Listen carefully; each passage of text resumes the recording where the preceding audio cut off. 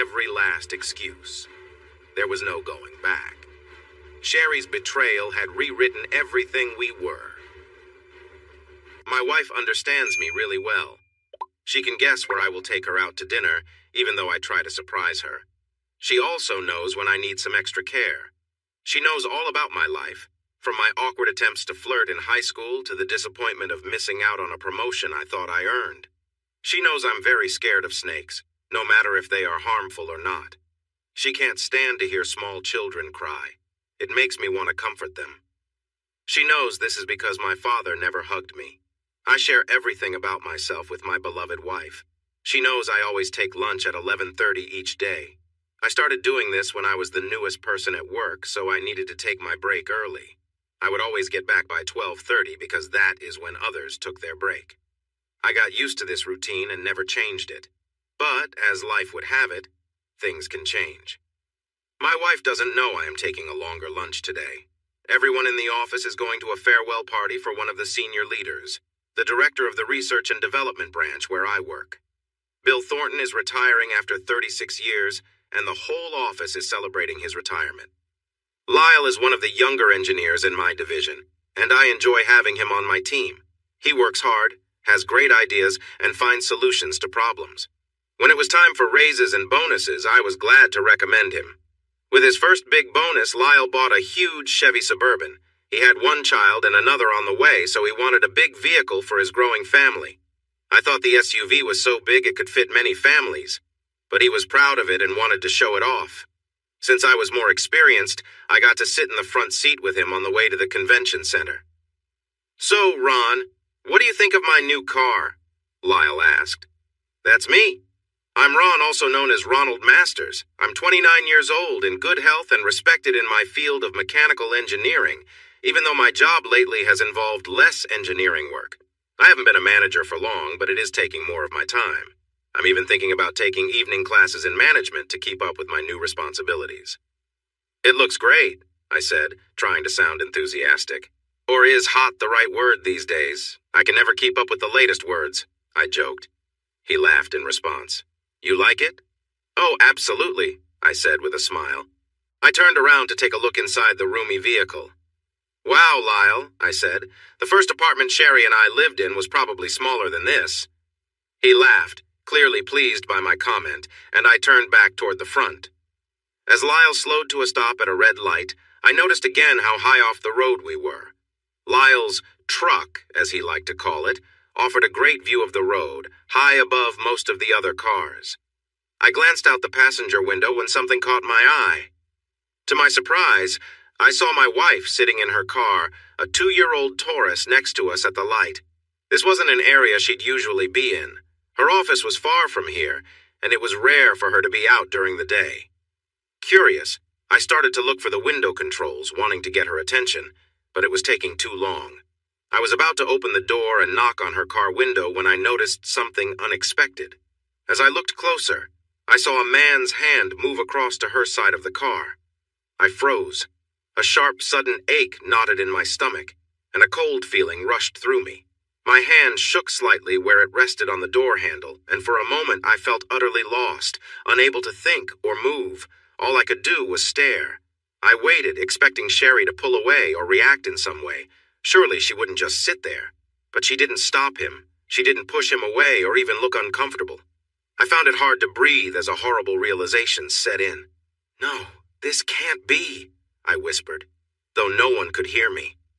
A strange, heavy feeling came over me, almost like the time I got hit in the head by a baseball when I was 12. My vision narrowed and my chest felt like it was weighed down. I could barely breathe, barely move. I was a strong person, but at that moment I felt utterly drained, like an empty shell. If I had been lying on railroad tracks and needed only to move to avoid an oncoming train, I doubted I'd have the strength to roll away. My eyes stung as they filled with unshed tears. I watched, struggling to make sense of what was happening, feeling a deep pain and confusion that I couldn't fully understand. The light turned green. I saw Sherry playfully nudge the man's arm. She pulled his hands from beneath her skirt so she could drive, I assumed. I turned in my seat as Lyle sped away from the intersection. I watched my wife's car as it turned right onto a road that would take her back to work. She had no idea who might be watching in the big Suburban. But even if she did, she wouldn't have seen me through the dark-tinted windows. She knew I wouldn't be out at this time. My lunch hour was over half an hour ago. It seemed she didn't care about the scene she and the man had created for anyone who might see them. It didn't have to be me. It could have been anyone. Sherry was so caught up in the moment that she didn't even think to hide what she was doing. It felt like I knew her well, but maybe I didn't really know her at all. When she came home that evening, I received a quick kiss on the cheek. A couple of years ago, I would have gotten warm, loving kisses after a long day at work. Over time, those kisses had become less frequent and eventually stopped. I watched as my wife headed up the stairs. Then, I noticed something strange. I hadn't thought about it earlier when I saw her earlier. "Sherry," I called out. "What happened to your pantyhose? I know you put on a new pair this morning. Why aren't you wearing any now?" She paused before continuing down the hallway toward our bedroom, not facing me for a moment. "Oh, I got a snag in the right leg," she eventually replied. "It kept getting worse, so I just took them off." She smiled back at me, looking more closely than usual, as if she was checking if I believed her explanation. I nodded, trying to show I understood. She turned away, and I thought I saw a small look of relief on her face.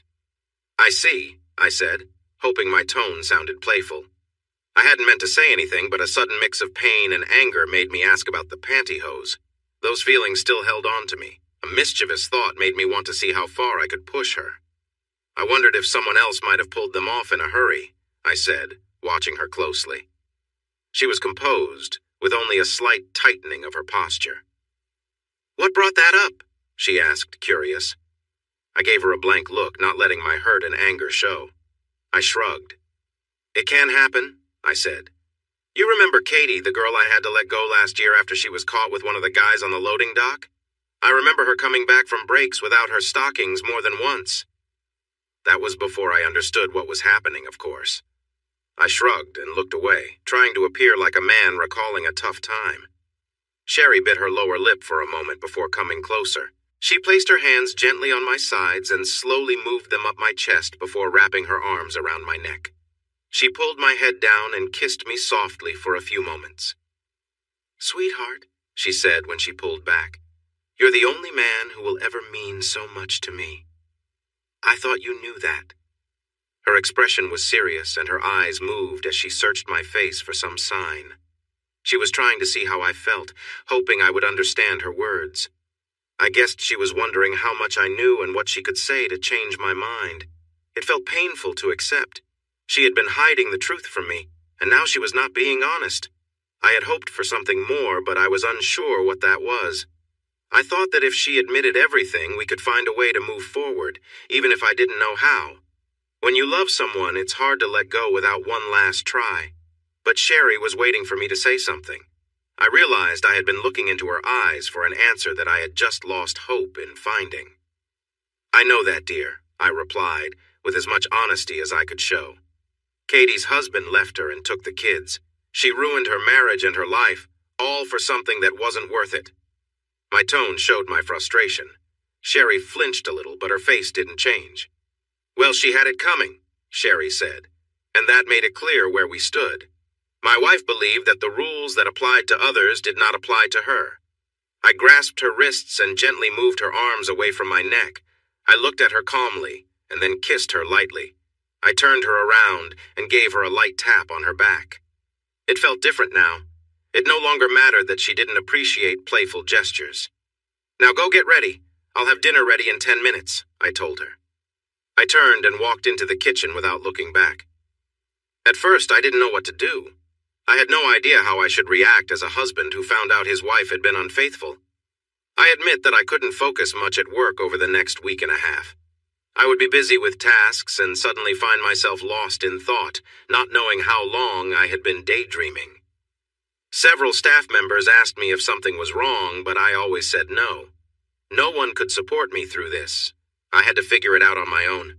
I could think through a few things. For one, the way he seemed at ease with my wife in public showed they had been close for a while. If they were just starting to see each other, he would likely have been more careful. This meant that Sherry had been unfaithful to me for some time. I questioned when it had all started.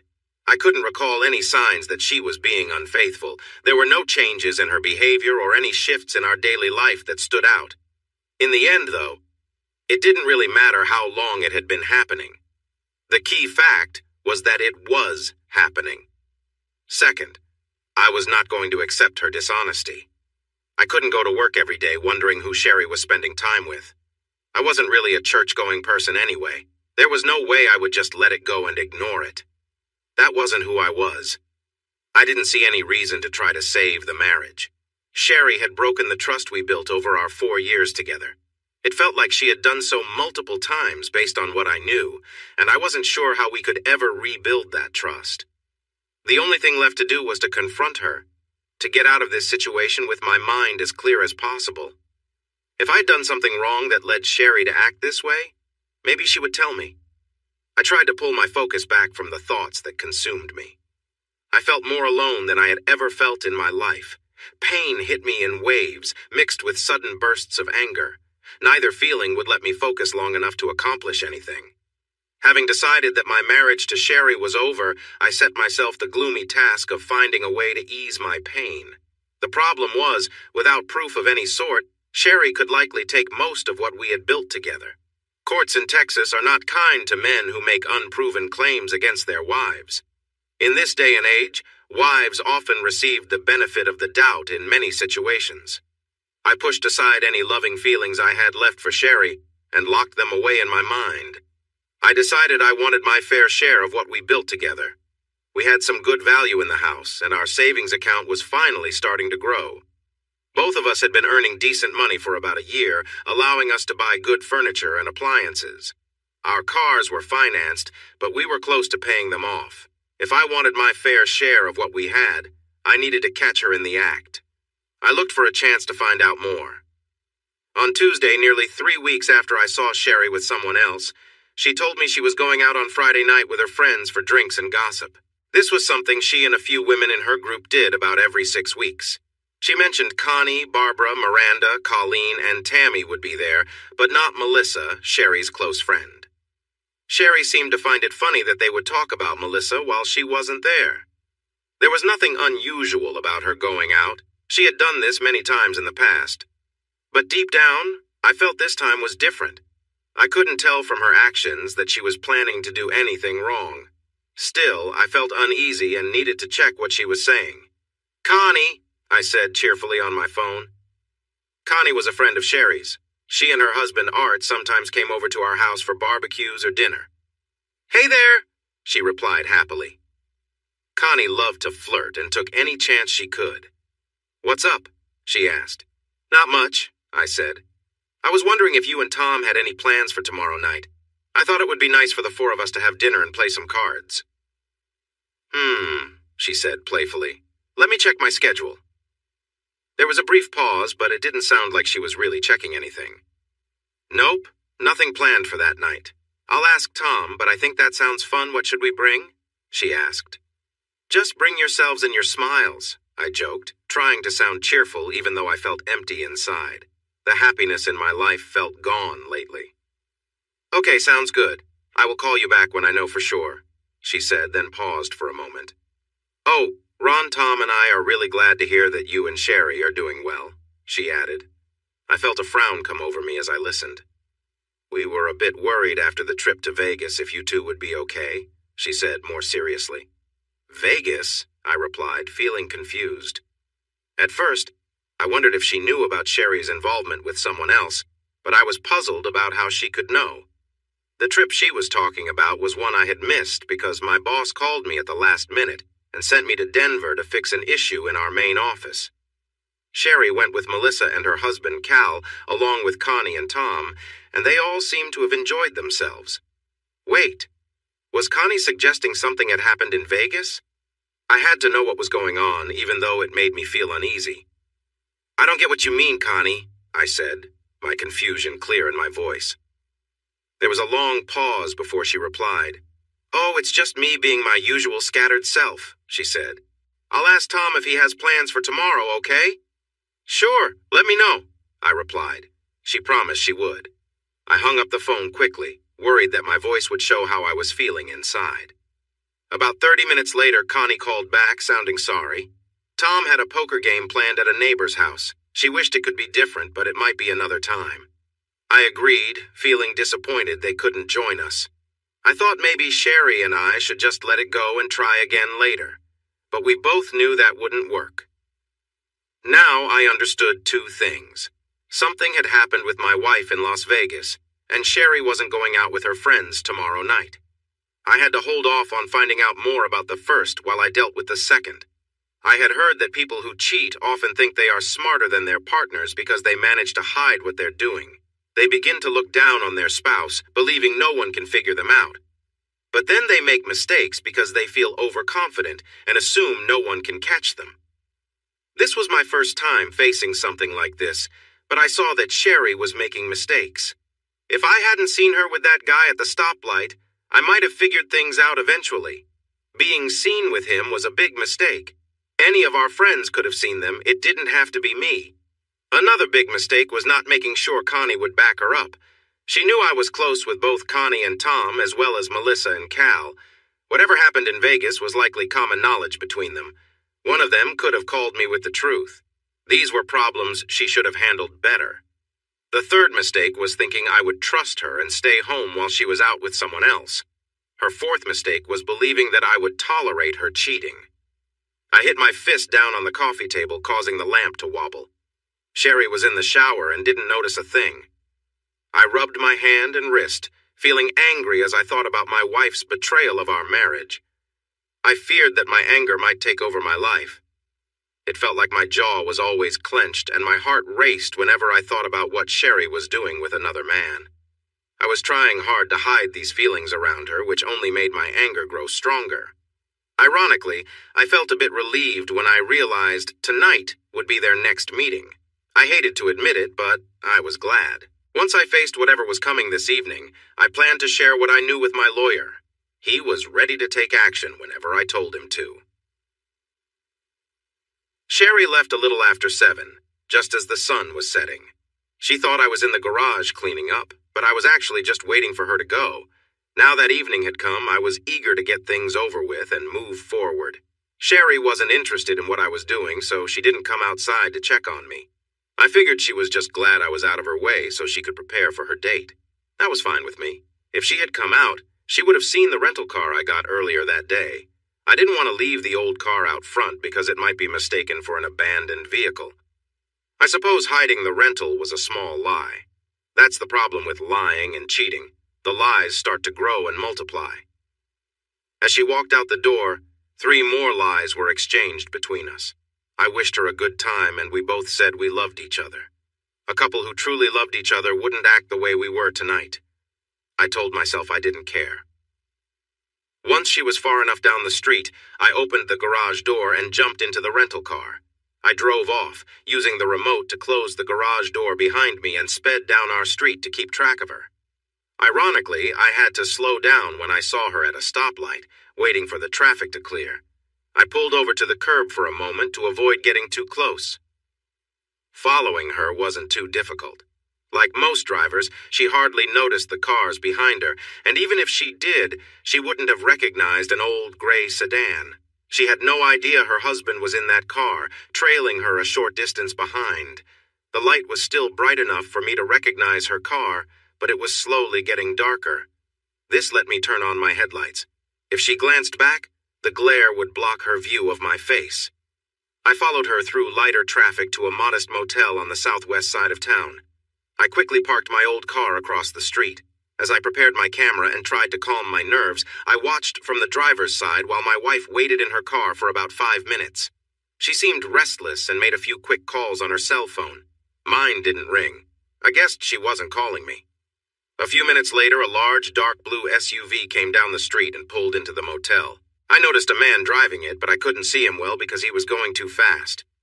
He parked next to my wife's car, and they both got out. Shortly after, the man embraced my wife tightly and kissed her.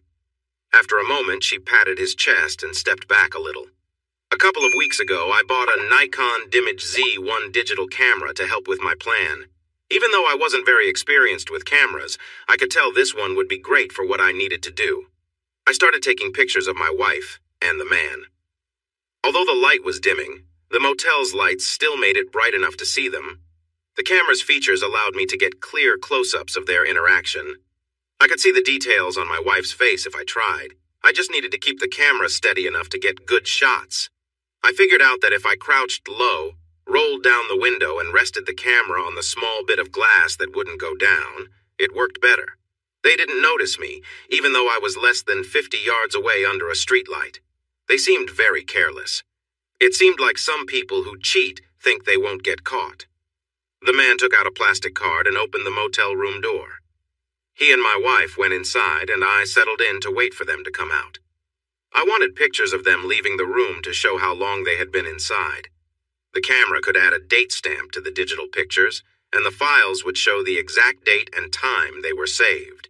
I thought a computer expert could explain all this well enough for a court to understand.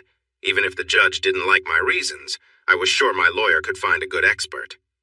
I felt uneasy.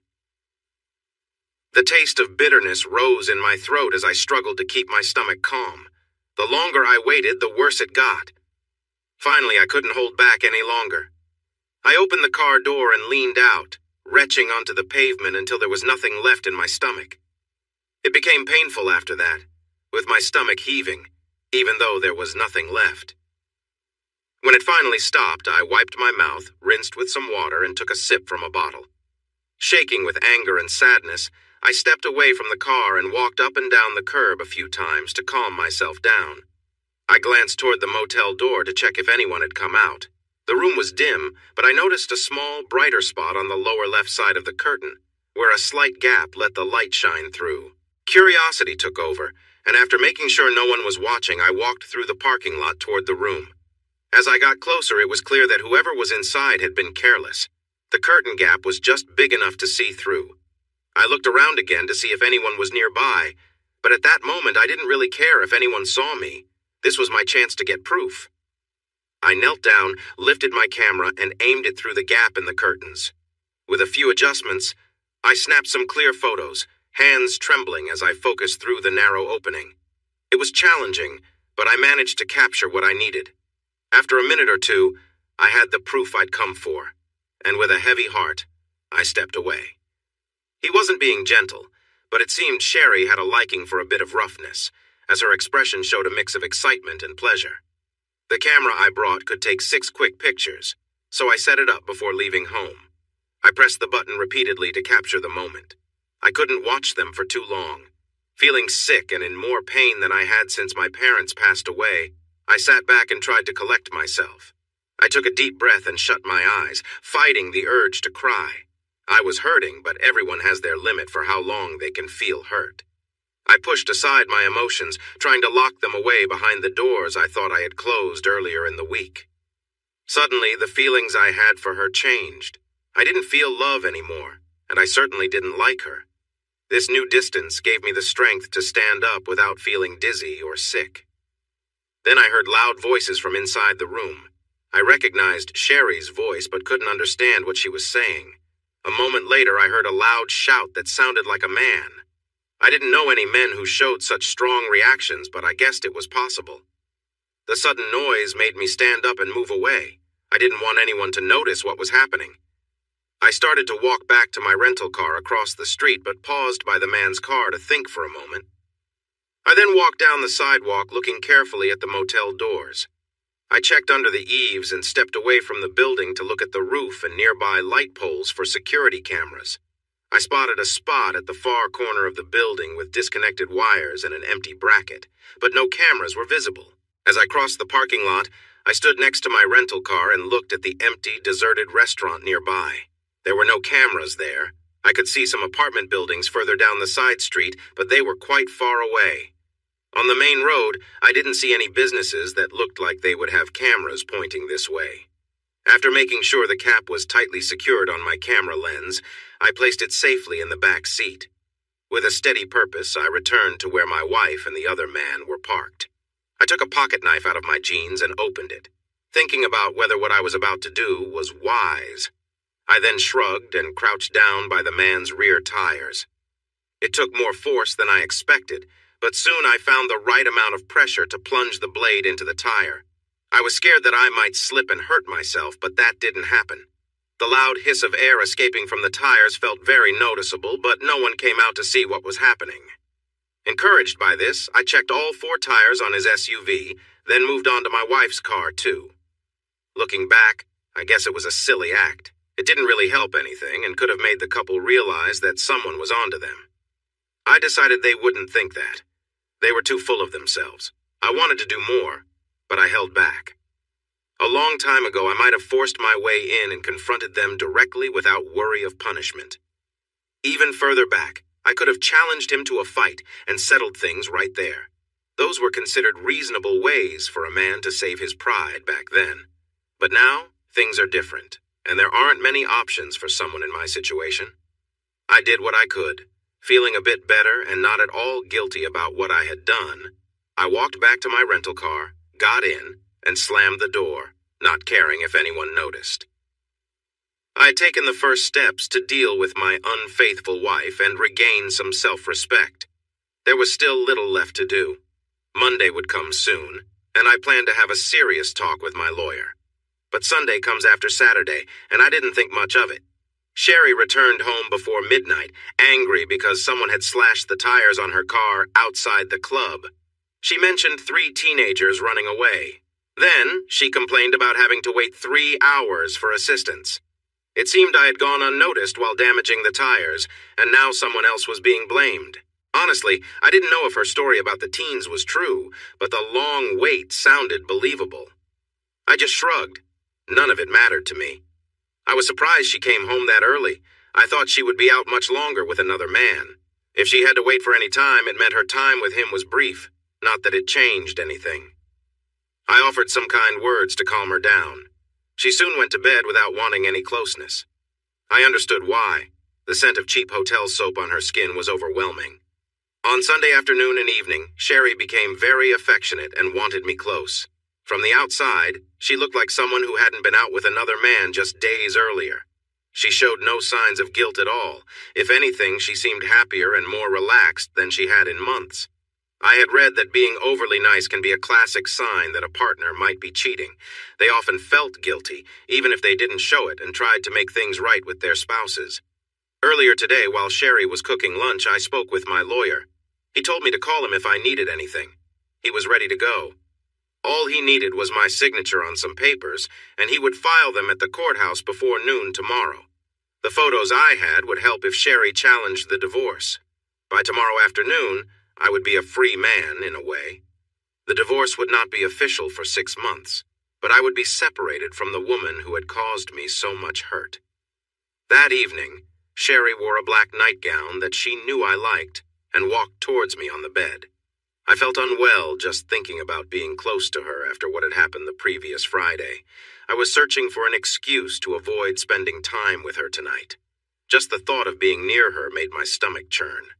I sat on the bed, trying to act uninterested, but she kept trying, appearing as the loving wife wanting affection from her husband.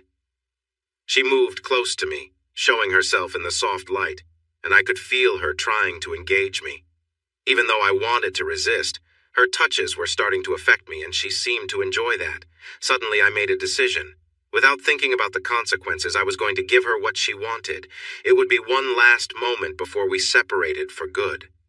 If I had been thinking clearly, I would have realized my motives were tied to my own feelings of anger and humiliation. But at that moment, I just wanted a small bit of revenge for the pain she had caused me. I imagined a woman who didn't deserve respect, someone I could use without a second thought. I was planning to keep things subtle so she wouldn't realize my intentions right away.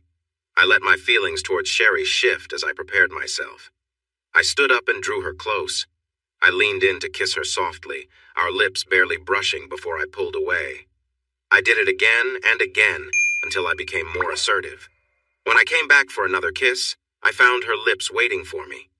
I held her close, resting my hands on her shoulders and slowly letting them slide down her arms in a gentle, affectionate touch. She sighed softly, leaning into me, our heads close as I looked into her eyes. I wrapped my arms around her, pulling her closer, feeling the warmth between us. She closed her eyes, moving in rhythm with me, letting herself get lost in the moment. Her hands rested softly on my arms, her face relaxed and peaceful. She leaned into me and I placed my hand on her shoulder, brushing a stray strand of hair from her face. I held her, feeling the quiet connection between us, letting the moment unfold naturally. Our heads came close together as I whispered her name, feeling her warmth. She responded with a soft murmur, enjoying the closeness and leaning gently against me. I held her as we stood there, feeling content, both of us lost in the shared quietness. In that moment, the world faded away, leaving just the two of us, peaceful and close, appreciating the comfort of each other's presence. I gently kissed her shoulder, pressing close, feeling her warmth and breathing in the quiet comfort of the moment. She sighed softly, and I could tell she felt at ease, letting herself relax. We sat together on the edge of the bed, her hands resting on my shoulders. I leaned in to hold her, wrapping my arms around her, sensing her steady breaths and quiet presence. Slowly, I let my hands slide down to hold her at her waist, feeling the natural rhythm of her movements. She tilted her head back slightly, and I traced a light path from her shoulder down to her arm, feeling the softness of her skin. Her breathing grew slower, and she closed her eyes, leaning into each gentle touch, relaxed and calm. I brushed her hair back, taking my time to make sure she felt cherished. Kneeling beside her, I gently held her hands, feeling the connection between us grow stronger as we simply sat in the quiet together. After a moment, I stood up, lifting her softly and helping her settle onto the bed, placing a soft kiss on her forehead as she lay down, comfortable and at ease. With care, I moved beside her, sharing one last quiet moment, letting her rest as I watched her drift off into peace and relaxation. The warmth of that shared moment stayed with me, filling me with a sense of contentment. I placed a gentle hand on Sherry's knee, feeling her respond with a slight tremble. My hands rested on her legs, offering comfort and warmth as I gave her an encouraging smile. She gripped my forearms tightly, holding on for support, and I continued to reassure her with a calm and steady presence. With a soft touch, I placed my hand gently on her shoulder, watching her breathing grow deeper and more relaxed. She leaned into the moment, her focus steady as we shared a quiet connection. As I sat beside her, her hands found mine, her grip both tender and firm. As she adjusted herself comfortably, she looked at me, her expression one of trust and openness. Her fingers wrapped around mine, grounding herself as she leaned back, eyes meeting mine. We stayed that way, steady and still, a quiet bond forming in the silence. We took our time, finding a natural rhythm in our shared moment. I held her hand and gave it a soft squeeze, a small gesture of comfort and closeness that brought a warm, peaceful feeling between us. I held her close, sensing the deep connection and trust she had in me. My hands gently rested on her shoulders, offering comfort and warmth, and I saw her begin to relax, letting go of the tension she had held. Her breathing became slower and steadier as we shared the quietness of the moment together. She leaned back slightly, her hands finding mine in a gesture that felt calm and reassuring. I placed my hand softly on her arm, feeling her relax further, her face showing peace and trust. Her hands tightened briefly on mine, a sign of the quiet comfort she felt in my presence. As she lay back, I could see the calm come over her, filling the air with a sense of peace. I leaned close, brushing a loose strand of hair back, feeling the warmth of the shared silence between us. Her body moved with gentle, slow breaths, and I could see she felt at ease. In this moment, the world outside faded, and we shared a feeling of closeness and understanding that needed no words. Her hand found mine, and I gave it a soft, steady squeeze, feeling the connection between us. As we sat in this peaceful moment together, the trust and warmth grew, filling me with a quiet contentment that lingered. I held Sherry close, offering comfort as she lay back, catching her breath.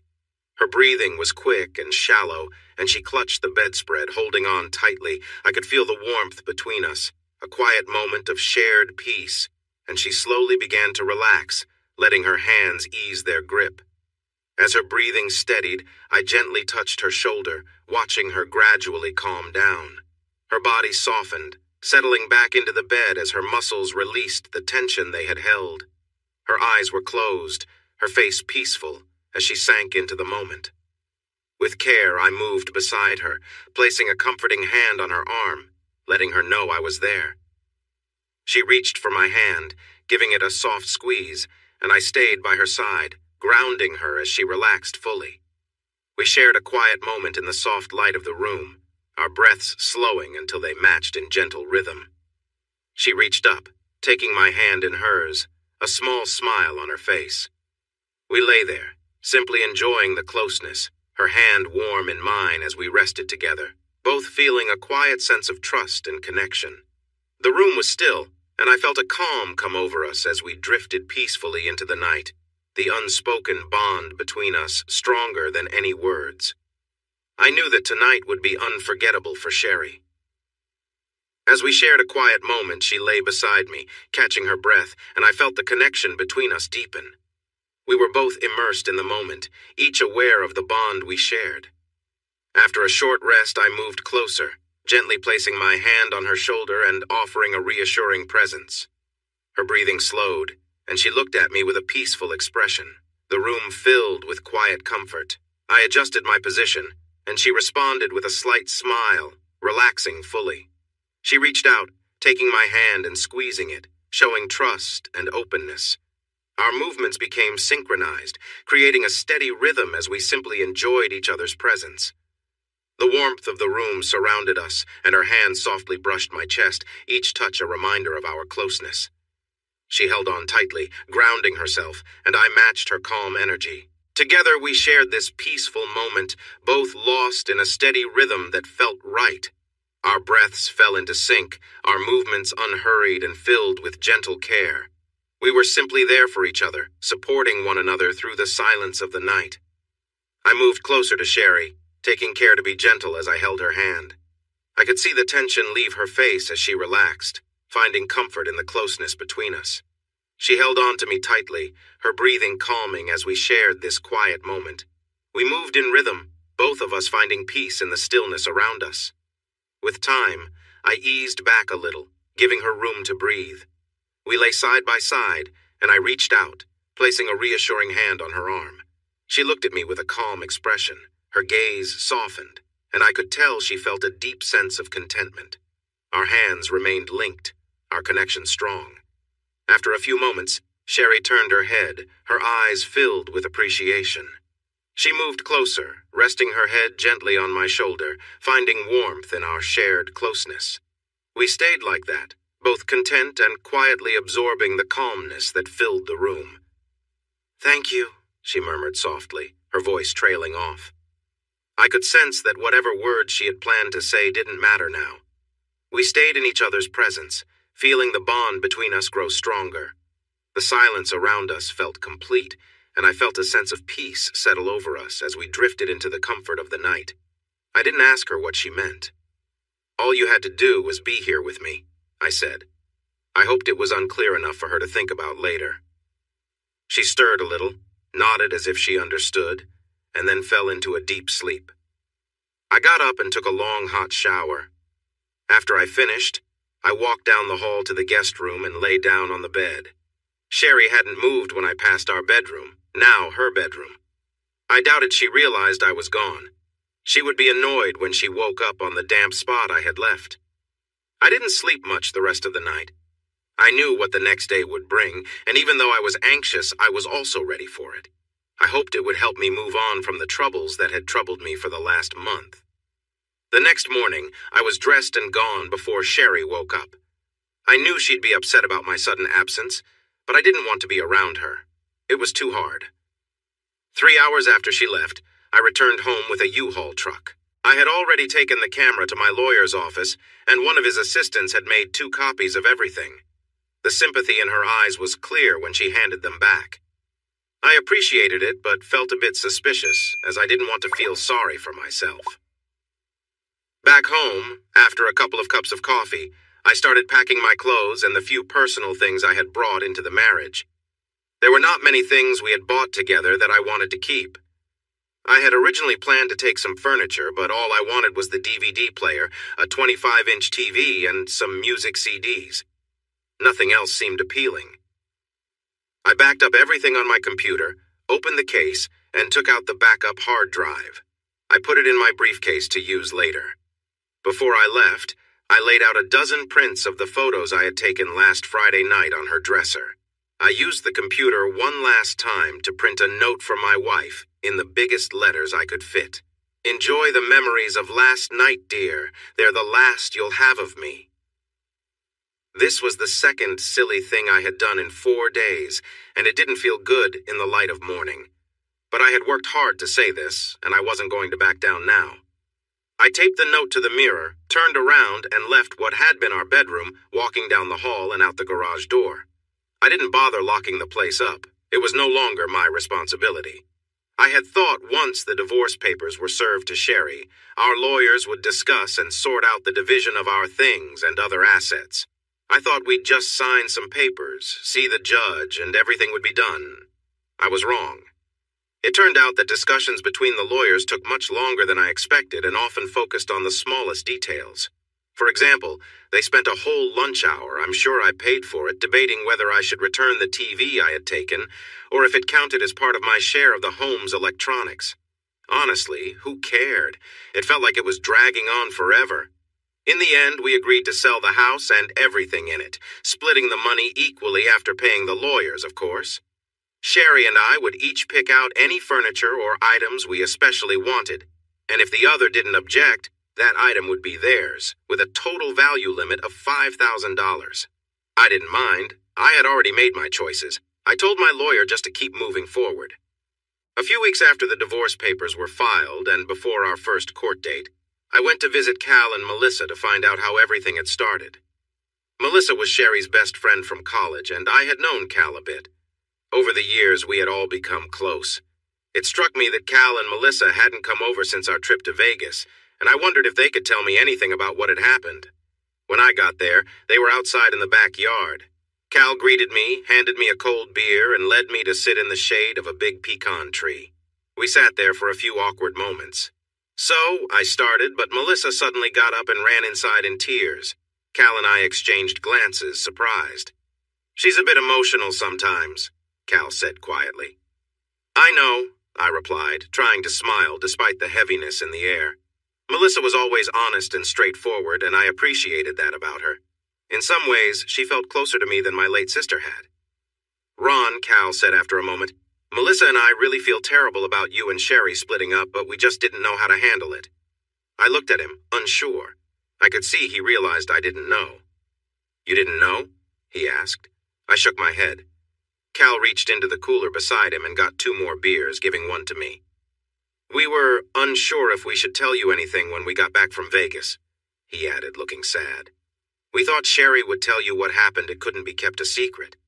And after a while, it seemed like she had, and the 2 of you had talked things over."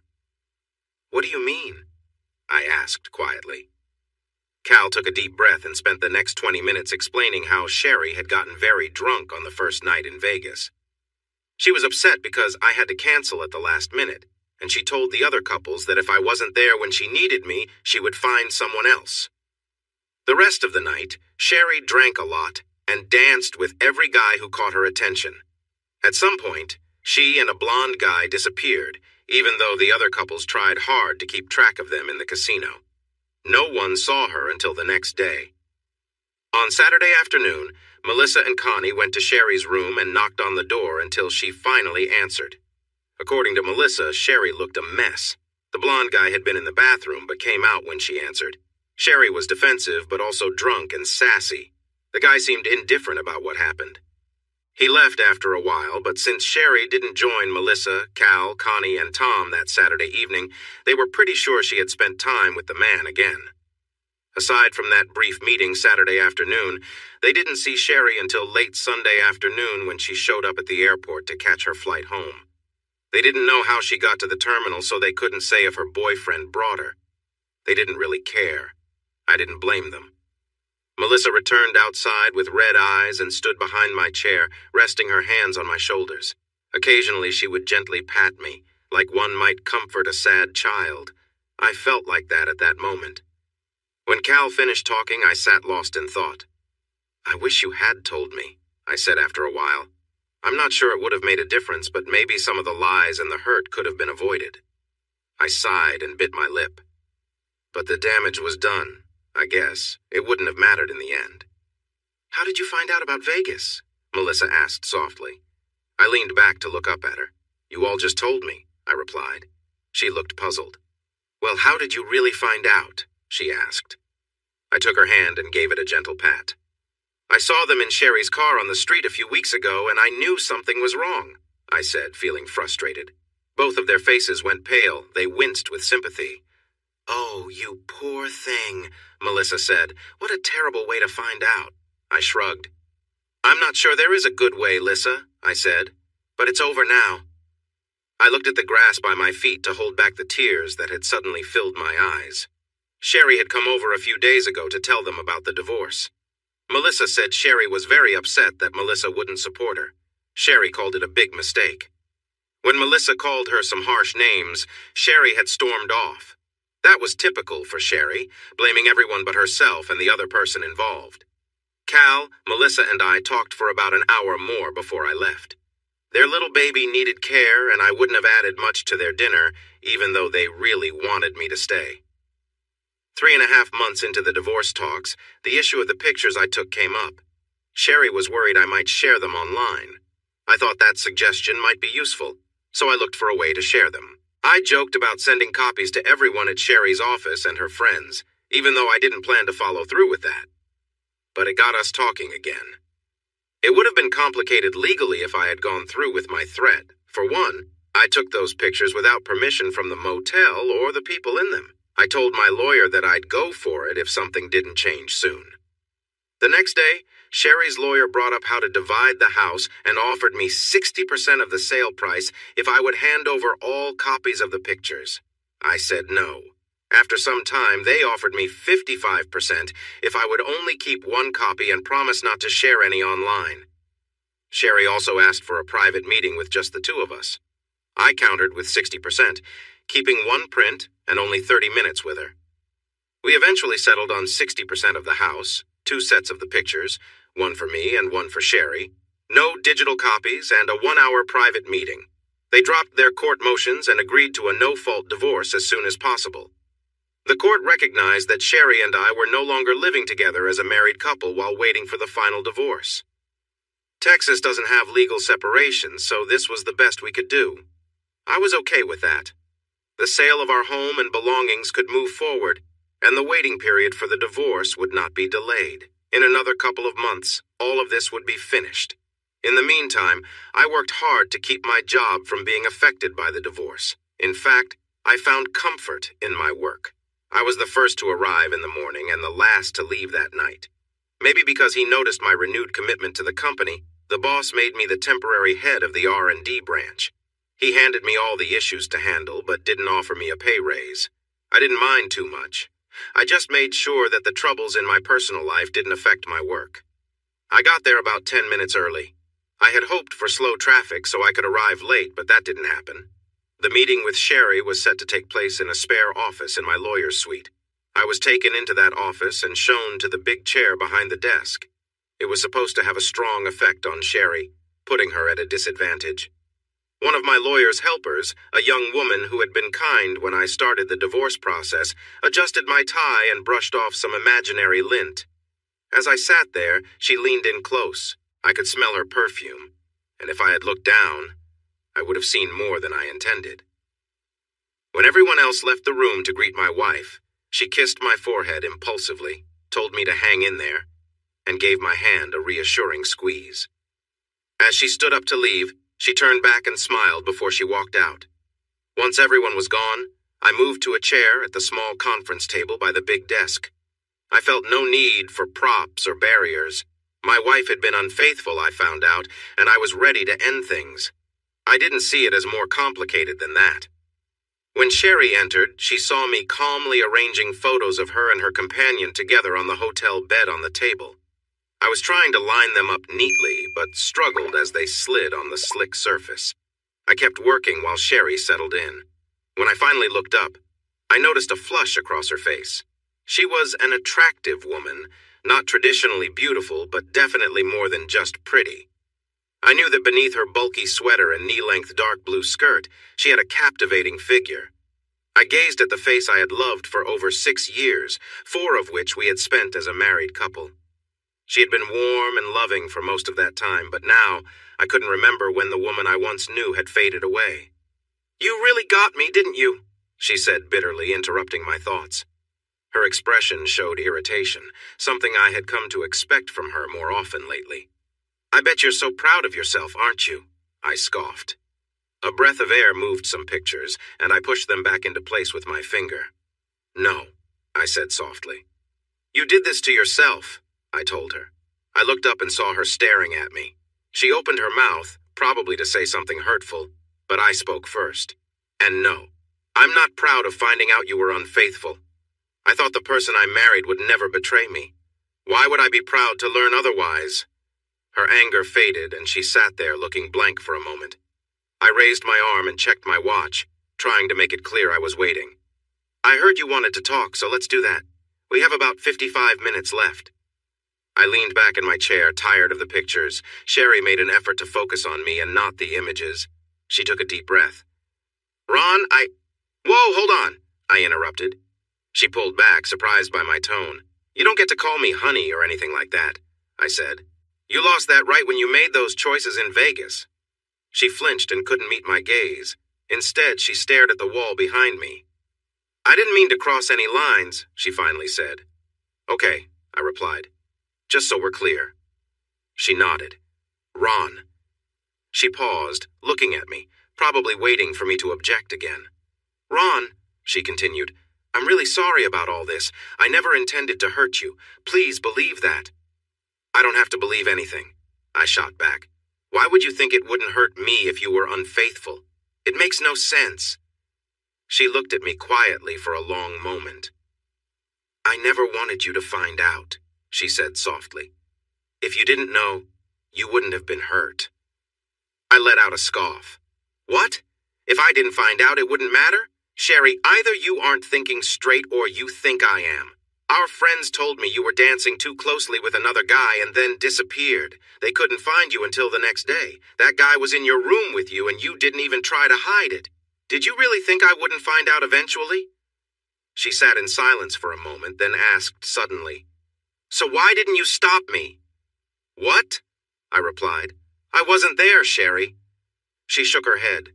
"When we got back, why didn't you say anything? Why didn't you stop me from being with him again?" She was getting upset, but I didn't understand what she meant. "Why didn't you fight for me?"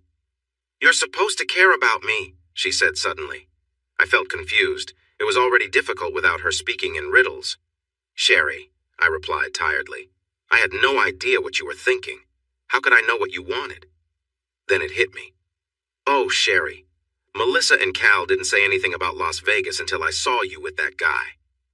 She flinched at my mention of him, but I wasn't in the mood to be nice. "Do you want to know how I found out?" I asked boldly. She nodded, a small tear forming in her eye. "I saw you with that guy while I was waiting in a van at a stoplight," I said bluntly. "He was too close to you and I was shocked." Her body language changed. She went from being defensive to looking sad and defeated. I let my words sit with her. "I'm so sorry you saw that, Ron," she finally responded. "I'm sorry I let it happen. I'm sorry about everything." "You didn't seem sorry at that moment," I told her. "In fact, it looked like you were enjoying yourself," I said, trying to lighten the mood a bit. She winced but then sat up straight. "I came here to be honest with you, and I will be," she said. "I liked it," she admitted. "I shouldn't have, but I did. But not as much as if it were someone else," she added. "But it wasn't just someone else, Sherry," I replied gently, "and it definitely wasn't me. It was him, and he had no right to be that close." I slammed my hand on the table, making a loud noise that echoed against the law books around us. "I had a special commitment with you, Sherry," I declared. "It's called marriage. No one else had any right to be that way with you but me." I leaned back, feeling shaking with frustration. I fought to stay calm. The pictures on the table slid around as I tried to collect myself. To keep my hands busy, I started stacking them neatly. "I'm sorry, Ron," she said after a moment. "You're right, I shouldn't have been with that man. I don't have any excuses." "For the first time today, I agree," I interrupted, cutting off her explanation. "Yeah," she replied. "I know." She took a deep breath. "Ron, would it change anything if I told you that after we took those pictures, I told him I wasn't going to see him again?" I looked up from my pile of photos. She sought my gaze. I shrugged. "No, not really," I said calmly. She looked shocked, as if she thought she had said something important. "Sherry, you cheated on me in Las Vegas in front of our friends. When you got home, you didn't come to me to talk about it. Instead, you went to see him many times here in our town. You didn't stop when you returned. What's the saying, what happens in Vegas, stays in Vegas?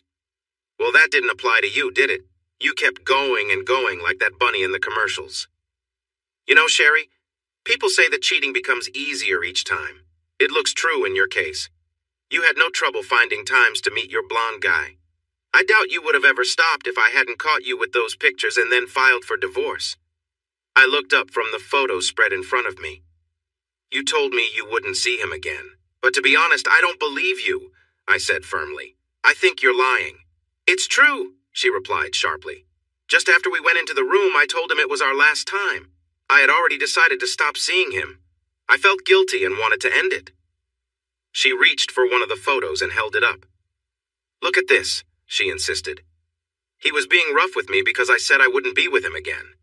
A bit later, I managed to break away and kicked him." I shook my head. I didn't want to see what she was showing me, and it didn't really matter. "It looks like you were enjoying yourself," I said, raising my hand to stop her from arguing. "But let's assume you're telling the truth." I leaned forward. "If you wanted to stop seeing him, why didn't you just call him and say so? Why did it have to end that way?" She looked down. "I know. It was wrong, but no, Sherry, I don't want to hear it. Even if I tried to believe you, I can't see how you would stop while your secret life was still hidden from me. You might mean it now. Maybe you did stay away for a little while, but you'd have gone back to him or found someone new the first time you were upset with me or things didn't go your way. Eventually, you'd have felt the urge again and used it to get back at me for every real and imagined problem we had, right? Wasn't that part of what you were doing, Sherry?" I felt anger rising again and tried to calm down. I slouched back in my chair, trying to appear calm. Sherry was crying again. "You don't have to talk to me like that," she said quietly. "I'm your wife." I looked away, feeling frustrated. "Not for much longer," I replied harshly. "We're separated, the courts have confirmed it, and all we need to do is wait another 52 days for it to be final. And besides, I talk about people in a very different way than I would talk to a loyal partner if I ever have one again." Tears began to flow down my face. "Ron, I want to apologize for what I've done. Can't you see that? I'm really sorry." I shook my head, feeling exhausted by the whole situation. "Okay, Sherry, you're sorry. I'm sorry too. Everyone involved in this tough situation feels sorry. But what does that change?" We sat in silence for a moment. "Sherry," I said softly, "you've taken away something very important to me." I pointed to my chest. "There's a big emptiness inside me where I used to have the image of a woman I loved more than anything, a woman I trusted deeply, someone I could rely on when the world felt against me. You were my friend, someone I could share anything with. You were the one I imagined spending my life with, the only one I wanted to be close to. You took all that away and I can't get it back," I told her. My voice quivered and I needed to pause. Sherry was crying even more. "Ron!" I cut her off. "Sherry," I said slowly, "you've hurt me so much by being with someone else, betraying me, betraying yourself, and betraying our marriage." I took a deep breath. "I just hope whatever you gained from it was worth the damage to our relationship, especially since I heard that the man you were with is having problems too." That was true. An investigator who worked with my attorney found a garage that had picked up 2 cars with slashed tires from a motel, took them for repairs, and then returned them.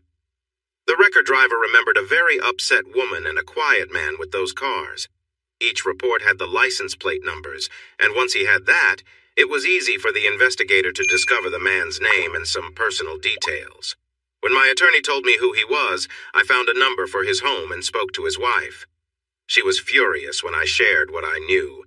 It didn't surprise me that she also filed for divorce. Interestingly, there were actually 3 teenagers who ran away from the motel when Sherry left her room. They might have been up to no good, but I knew they weren't responsible for the tires. I watched my wife sob for a while. I wanted to hold her close, but she felt like a stranger to me now. "Can you tell me why you did it?" I asked. It took her a long time to stop crying and gather herself. Melissa and Cal shared some of the things she said in Las Vegas with me. I wanted to ask her if she could tell me more. "I don't know, Ron," she said, sounding upset. "It felt like a whole different place there. From the moment I got off the plane, it didn't seem real. Then I drank too much. The lights were so bright, it was like they mesmerized me. You weren't there, and I was angry you didn't come with me. Then he talked to me kindly, saying it was sad I was alone. After a while, I just gave in, Ron." Her voice broke at the end. I looked at her and felt a strong sense of disappointment. "Well, that's just—" I struggled to find the right words to express my feelings, but they didn't come. "None of that is an excuse," I finally shouted. "First, I had to go to Denver to fix a big mistake in the power delivery system. If I didn't go, I would have lost my job, and then we couldn't pay for that big house you wanted a couple of years ago. I wanted to be with you in Vegas, but I couldn't. Don't you think I would have if I could? Then there's the drinking. Who told you to drink too much in the first place? Are you a child that needs someone to take a drink away? Come on. You should not have been drinking if you can't control who you let get close to you when you do. Bright lights? Mesmerized? What does that even mean, Sherry? Should everyone treat you like you have a problem because you're distracted by the pretty lights? Give me a break." I took a deep breath and leaned on the armrest of my chair. Something else she said made me angry again, and I leaned in closer to her. "And you said he was talking to you nicely. That's something, isn't it? You're a beautiful woman, Sherry. Of course, men will notice you. So what?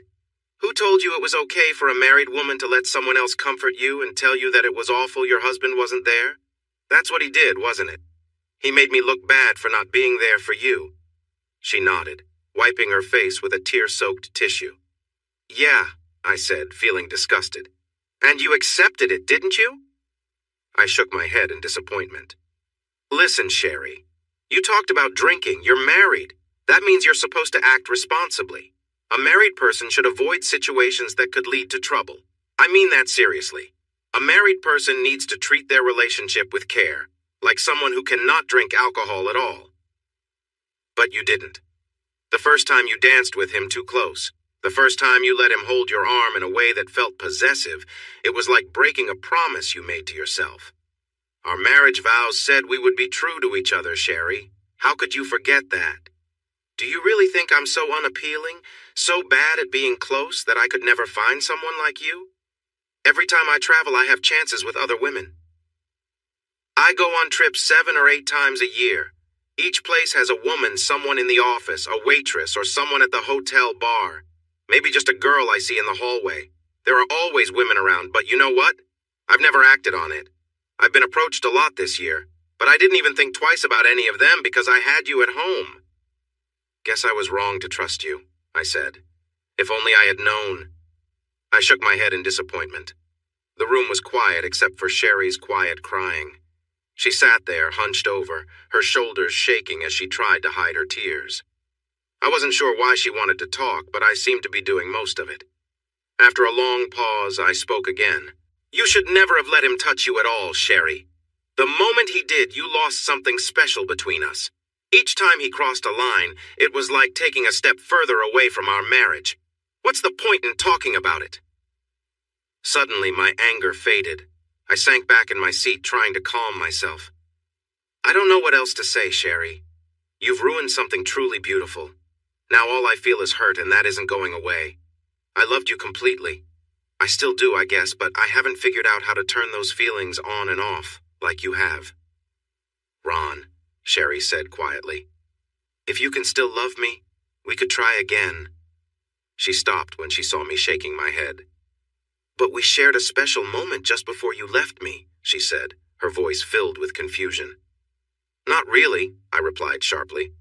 What we shared that night wasn't the love you think it was. I wanted you to remember me when I was gone. I regret doing that. It was unfair and selfish of me. I'm sorry. Sherry looked surprised and then sad. She had hoped I would want to be with her again. We sat quietly, watching each other for a while. I can't try again, I finally said, remembering what she asked. I have nothing left to give, Sherry, I continued. I can't trust what you say. I know you've been dishonest since you got involved with someone else. You were misleading me every day, and that is really unfair to someone who cares about you. I can't trust you anymore, Sherry. I can't picture ever feeling safe with you again. I can't live like that. I sighed and leaned back in my chair, staring at the ceiling. I don't know what I did to deserve this, I said, thinking out loud. It seemed like we were good together. If I didn't make you happy, you must be a great actress. I never saw so many false moments in one night, if that was the case. I paused, trying to understand my thoughts. You know, Sherry, I know I'm not perfect. I sometimes miss when you're unhappy, and I don't always catch your hints quickly enough. There are moments when I don't know what you want, especially when you're upset. But I've never completely shut myself off from you. I try to be kind, even if I don't always get it right. I only watch one football game a week to have extra time with you on weekends. I take you out when we can afford it. I bring you flowers sometimes. I know I could do more, but I do try. I know I'm not always the partner I want to be, but what did I do to deserve this? Nothing. Nothing at all, Ron, Sherry replied quickly. It was just me. I did something mean, foolish, and hurtful. I'm really sorry for hurting you. I feel terrible about what I did. I wish I could undo it, but I can't. I can't change the past. She went quiet, maybe too drained to cry anymore. I can't stop wondering, Sherry, I said quietly. When did you decide it was okay to be with someone else? What made you think that was the answer to the problems we had? I never decided to do any of that, Ron, she replied softly. I'm really sorry. If I had been in charge, I would have made different choices. This mistake just happened. I didn't want it. I wasn't looking for it, she said. That was it for me. I couldn't take it anymore. I sat up in my chair and started to gather the pictures, putting them into a neat pile. I was tired of all the excuses. No, it didn't just happen, I said firmly. Come on, Sherry. You can't tell me you were just walking through the casino that night and suddenly found yourself in that situation. No way, that's not true. You let this happen. Let's be honest. You made it happen after you got back home. And honestly, you wanted it. You may not have looked for it in Vegas, but you certainly did here in town. Please take some responsibility for this, Sherry. This wasn't some sudden surprise. You made a choice, you enjoyed it, and you kept choosing it. Plain and simple. She just stared at me, looking shocked. And this wasn't a mistake either, I added. A mistake is when you grab a can of soup and end up with the wrong one. This is much bigger than that. And I guess this is how it has to be, Sherry, I told her. I can't be with someone I can't trust. They don't make chastity belts anymore. And I wouldn't use one if they did. If I have to worry every time I step away from you that you might be with someone else, then I'd rather end this. You can be with whoever you want for all I care. I put the pictures into my jacket pocket and stood. I have nothing more to say, Sherry, and our time to talk is almost up. Do you have anything to say? She stood and looked me in the eye across the table. Just one thing, Ron, and then you can go if that's what you want. I thought I could explain what happened and see if we could find a way through this. I pulled one picture from my coat pocket and held it up. Sherry, I don't need an explanation. This one photograph tells me everything. If it didn't, what Cal and Melissa told me would have filled in the gaps later anyway. I don't understand what you're trying to say. Don't you see? When you went to your room in Las Vegas with that man and closed the door, you shut me out of your life. You ended our marriage with that one choice. Everything else is just more confusion on top of it. You can't explain this away. The truth is the truth, and nothing can change that. I don't know what else I can say. How about if I say there is no explanation that will change anything? Does that make it clearer? She seemed to find a bit of strength. Somehow she ignored what I had just said. She didn't comment on it. Ron, I love you, and I will always love you. I want you to remember that, she said. I've been selfish and made mistakes. I won't ever stop loving you. Can you understand that, Ron? I nodded. I shrugged. I didn't doubt she thought she understood standing with me in that room, but it felt like a shallow kind of love if it allowed her to do what she had done. I adjusted my jacket and turned away from the woman who had been my wife. Ron, I'm sorry. I know, I muttered, avoiding her gaze. I didn't say anything else, and neither did she. Sherry didn't reach out to me as I walked out the door. I was relieved. Deep inside, I still loved her as much as I did when we married. But love couldn't fix this. She had disrespected our marriage and me. There was nothing left to save, and it was better to move on. I closed the door firmly but quietly behind me. 2 days after my difficult talk with Sherry, I learned why I was not made the permanent director of research and development. They offered me a choice, that job or a position as deputy assistant director of Western operations with our parent company. This office was based in Denver, but I would be away for up to 3 months each year, visiting all our locations between the Mississippi River and the Pacific Ocean. I accepted their offer almost immediately. I wanted to get away, and that was now very important to me. I would stay on until someone from St. Louis came in and got familiar with the work. Meanwhile, the company was going to bring people from various locations to brief me on their roles and how they fit into the larger company. There would be presentations, video calls, and one-on-one meetings, anything I needed to understand my new duties. The pay increase would bring my salary into 6 digits, but it didn't make me as happy as I expected. There was no one to share the news with, just a few close friends. I called Melissa and Cal a few minutes after I left the boss's office. Melissa was home and very excited about my promotion, but then her mood changed because I was moving away. We talked about going out for dinner on Friday night, and I agreed. We had a nice time, but it felt different. About 2 weeks later, the first person who was going to meet with me arrived in town. Miss Webster was a buyer for some of our other businesses, and she wouldn't be my supervisor when I got to Denver. She worked from Sacramento and reported to someone else. However, she had all the information I needed about what they did for the main company, and she even had a ready PowerPoint presentation on her laptop. She was returning from a trip to the Carolinas and decided to stop by Texas on the way. It was Friday afternoon, and I had to meet with her. Miss Webster was in her 30s, but it was hard to tell her exact age. She wore a dark gray business suit and had a serious look on her face when I first met her. She shook hands with me firmly and walked down the hall beside me with long strides. She was shorter than I was, but you wouldn't know it from the way she moved. We went to a conference room set up for presentations. When we got there, she looked around and chose a smaller room instead of the one with all the fancy projectors. She set her laptop on a table and began working on her slides. Sitting at the corner of the table with the laptop between us, she explained her division's operations and the company as a whole. I think I surprised her with some questions I had about how things worked, who did what, and why they did it that way. She didn't have answers for a couple of my questions and noted them down to check later. Our meeting was very productive, and by the end, I had a good understanding of how her division fit into the larger company. Afterward, we stepped out of the presentation room into a nearly empty office filled with cubicles. Both of us looked at our watches at the same time and were surprised at how late it had become. "I'm sorry, Miss Webster," I said sincerely. "I didn't realize we were in there for so long." I smiled at her. I think I'll have to credit that to such a well-prepared and knowledgeable speaker. For the first time, she smiled brightly at me. Up to then, her smile had been professional and distant, rarely reaching her eyes. This new smile was much better. "Karen," she said with emphasis. I looked around and saw only a few people waiting for the elevators, all of them men. "No, me, I'm Karen," she said, now grinning warmly at me. I was taken aback. I could feel warmth rising from my collar and wrapping around my ears.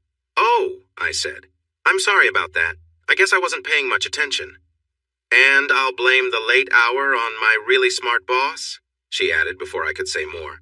Her smile and kind words along with her hand on my arm made me feel better. "That's very nice of you to say. I really appreciate it." I wasn't stumbling over my words, but I was far from fluent. "Not at all," she replied, patting my arm before letting her hand fall to her side. The spot where her hand had been felt suddenly empty, and I wished she would put it back. "I meant it," she said, her lovely smile lighting up her face again. "Well, thanks. Can I give you a ride to your hotel or to the airport? I should have asked sooner. Actually, I haven't checked into a hotel yet, she said lightly. I went straight from the airport to here and haven't gotten to the hotel yet. I felt bad for not realizing that. Then let me at least take you to where you're staying, I offered. You have a reservation, right? She nodded and told me where it was. Great! Let me lock up my office and I'll drive you over there. Does that sound okay? She nodded again, smiling, which warmed me, even in the chilly air of the office building. It turned out that Karen hadn't picked up her luggage when she arrived, so we made a quick stop at the airport. We found her 2 suitcases that had been put aside because she hadn't retrieved them right away. The woman who helped us looked a bit annoyed, as if there was a rule about picking up luggage immediately. Karen and I exchanged kind words and compliments with the woman, making her smile by the time we left. Once we were out of sight, we laughed together about how well we had turned her mood around. It felt nice to share a laugh with someone again. After getting my car from the parking lot, I drove Karen to a nice hotel downtown and walked her to the front desk. Her reservation was confirmed, and her room was ready. I didn't really need to accompany her. She had everything under control. But I helped carry her luggage in so I wouldn't feel awkward. Once all the paperwork was done and she was ready to head to her room, I hesitated, wondering if I should just leave. I felt like I was back in high school. Karen, if I'm being too forward, please let me know, but I accept, she said, surprising me with her honesty. Just dinner, or... I stared at her for a moment, unsure. It had been years since I had asked someone out, and it felt easier than I remembered. How about dinner, and then maybe we can go somewhere for a quiet drink and a little dancing? I suggested. She stepped closer and gave me a gentle kiss on my cheek. Pick me up at 8? She asked, stepping back. I'll be here, I promised. She smiled nicely and walked away, leading the bellboy toward the elevators. The spot where she'd kissed me felt warm, almost glowing in the late Texas afternoon. I walked past my car and had to turn back a short distance to find it. I couldn't get reservations at the restaurant where I hoped to take Karen, so we chose a place called Fisher's. Over the years, the name had been shortened, and now it was simply Fisher's. It was a dinner club with great food served until 10 p.m. After that, they opened a wall that hid more tables and a large dance floor, turning the space into a lively nightclub until 2 a.m. Diners could enjoy their meals and stay at the same table if they wanted to. However, if they wanted to dance, they had to weave through other tables, which some found tricky. Others preferred to sit near the dance floor. It was a nice spot for adults, and my wife and I had gone there many times when we were together. When I arrived at her hotel, I called up and Karen came down to the lobby. I'm sure my mouth dropped open when the elevator doors opened, and I watched her walk toward me. She wore a soft green evening dress with thin straps, and the bodice hugged her gently. The skirt flowed down to just above her knees in front and below the knees in back. It looked like it had layers of delicate fabric. Her dark blonde hair fell nicely to her shoulders. She walked up to me, wearing heels that made her eye level with me. She had lovely eyes, too. "You're beautiful," was all I could manage to say. It was sincere, even if it wasn't very fancy. I felt a bit shy, but maybe that was okay. She felt a little shy, but didn't seem bothered by the compliment. She took my arm and pressed it to her side like it was something natural. "Shall we go?" she asked. "Honestly," I replied, still feeling bashful. "I could spend all night just admiring you." I gave her a smile, hoping it looked real. She smiled back and gave me a soft kiss near my ear. "But I'm hungry," she said. "You need to feed me." I nodded, smiling at her like a fool. "Then let's go, madame," I said, waving my hand toward the sliding glass doors that led outside. She nodded, and we walked out together, arms linked. I don't even remember passing through the doors. "This is a lovely place," Karen said quietly, leaning in to speak. She looked around, smiling at people who noticed her, taking in the lively atmosphere. Others noticed her too. I wasn't a regular here, but some people recognized me. They seemed curious about the attractive young woman with me. Many of the single men were gazing at Karen with admiration. I understood why. She was stunning. And she was with me. "It is," I agreed. I hesitated but decided to share what was on my mind. "You're probably getting a lot of looks because I used to bring my wife here sometimes," I told her, trying to sound casual. She looked at me for a moment, then leaned in closer, touching my finger where my wedding ring used to be. "So, what's going on?" she asked. "That's just a reminder of a marriage I thought was solid," I replied slowly. "In just a couple of weeks, I'll have the final papers," I added.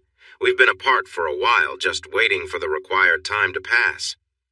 "What happened?" Karen asked steadily. She looked straight into my eyes without judgment, but also without pity.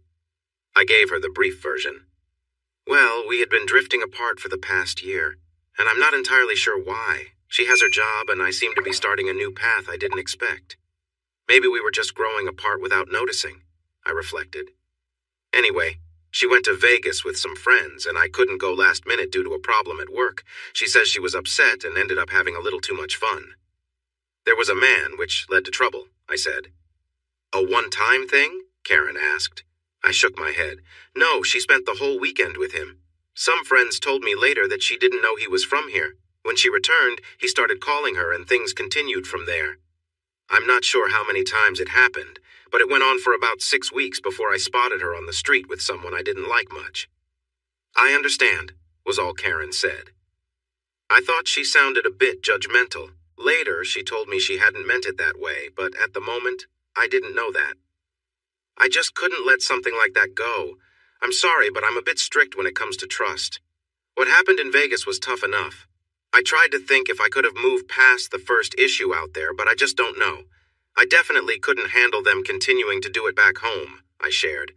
She nodded, looking thoughtful. She moved a bit closer to me, put her hand on my wrist, and spoke softly so no one could hear us. We talked for a long while, starting with my failed marriage, but we quickly changed the topic. There were many brighter things to discuss. I learned that she was 31, a year and a half older than me, and we joked about her being the older woman. She had also been divorced more than 10 years ago, so she understood my struggles.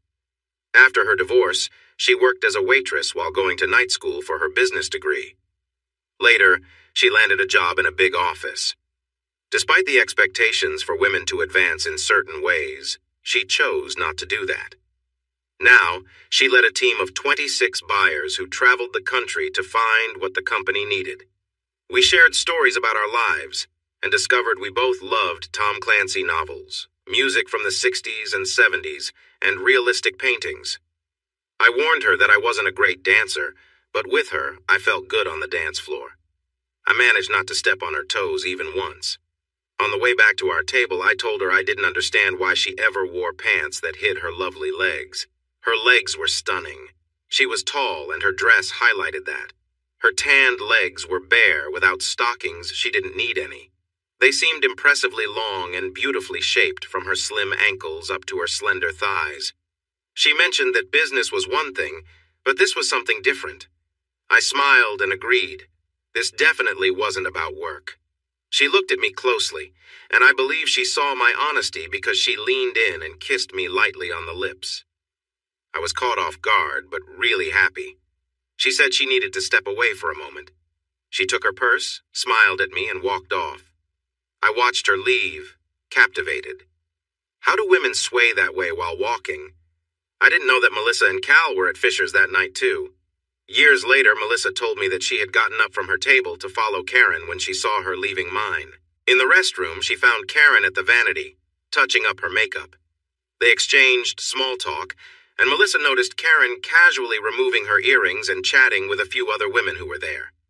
Karen had then made a comment, hinting at her excitement for the evening. Melissa, in surprise, mentioned that I was married, which led to a short conversation. Karen wanted to confirm that I was, in fact, separated and close to finalizing a divorce. Once Melissa reassured her, they laughed and continued chatting a bit more, finding a surprising sense of camaraderie. When Karen returned to our table, she was smiling quietly, looking cheerful, and didn't explain her amusement. It wasn't necessary. Just seeing her happy and in good spirits was enough for me. Her attention toward me, warm and genuine, made my heart race a feeling I hadn't felt in a long time. My wife and I hadn't shared an evening like this in so long, and I realized it was the first time I hadn't thought about Sherry that night. As the evening ended and we headed toward the door, I spotted Melissa and Cal also leaving.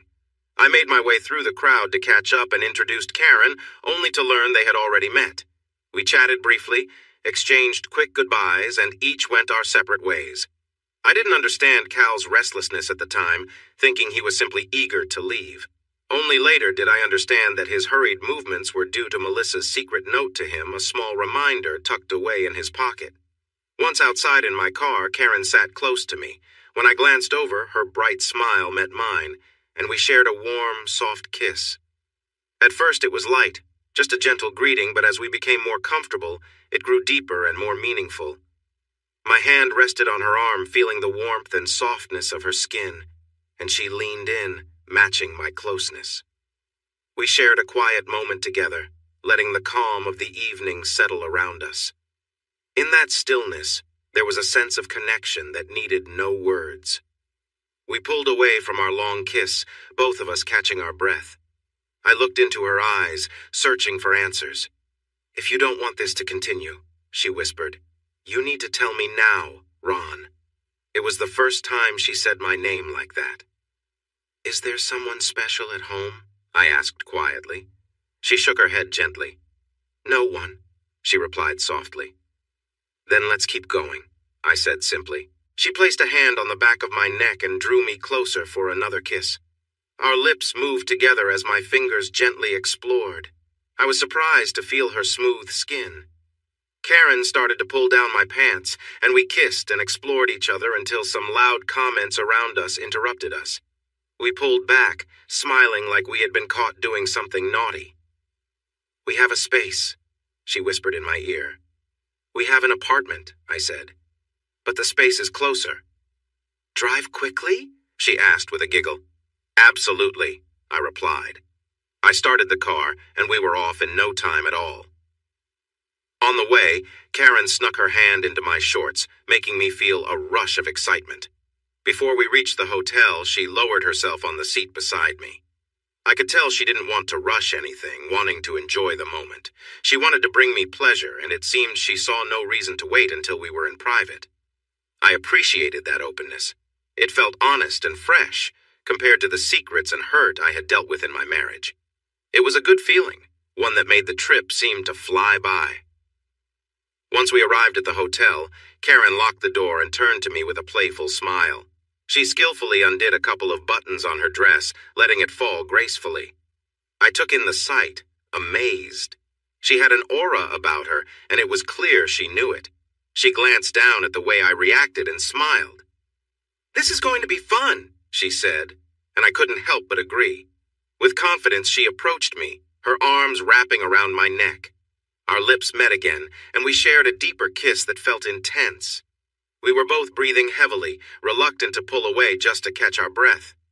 As my hand found its way to her side, I noticed she was different from my wife. The change felt refreshing. On her best days, I'd joke with Karen, telling her she'd earned a solid B, and she'd laugh, knowing it was all in good fun.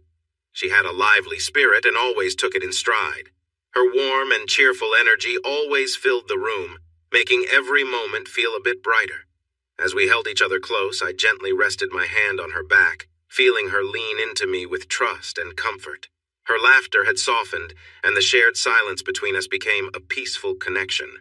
My hand moved from her back to her shoulder, where I felt her breathing steady, matching the calm rhythm of the moment. "Should we skip the small talk and enjoy the evening?" I murmured quietly. Karen laughed softly, her usual humor showing through.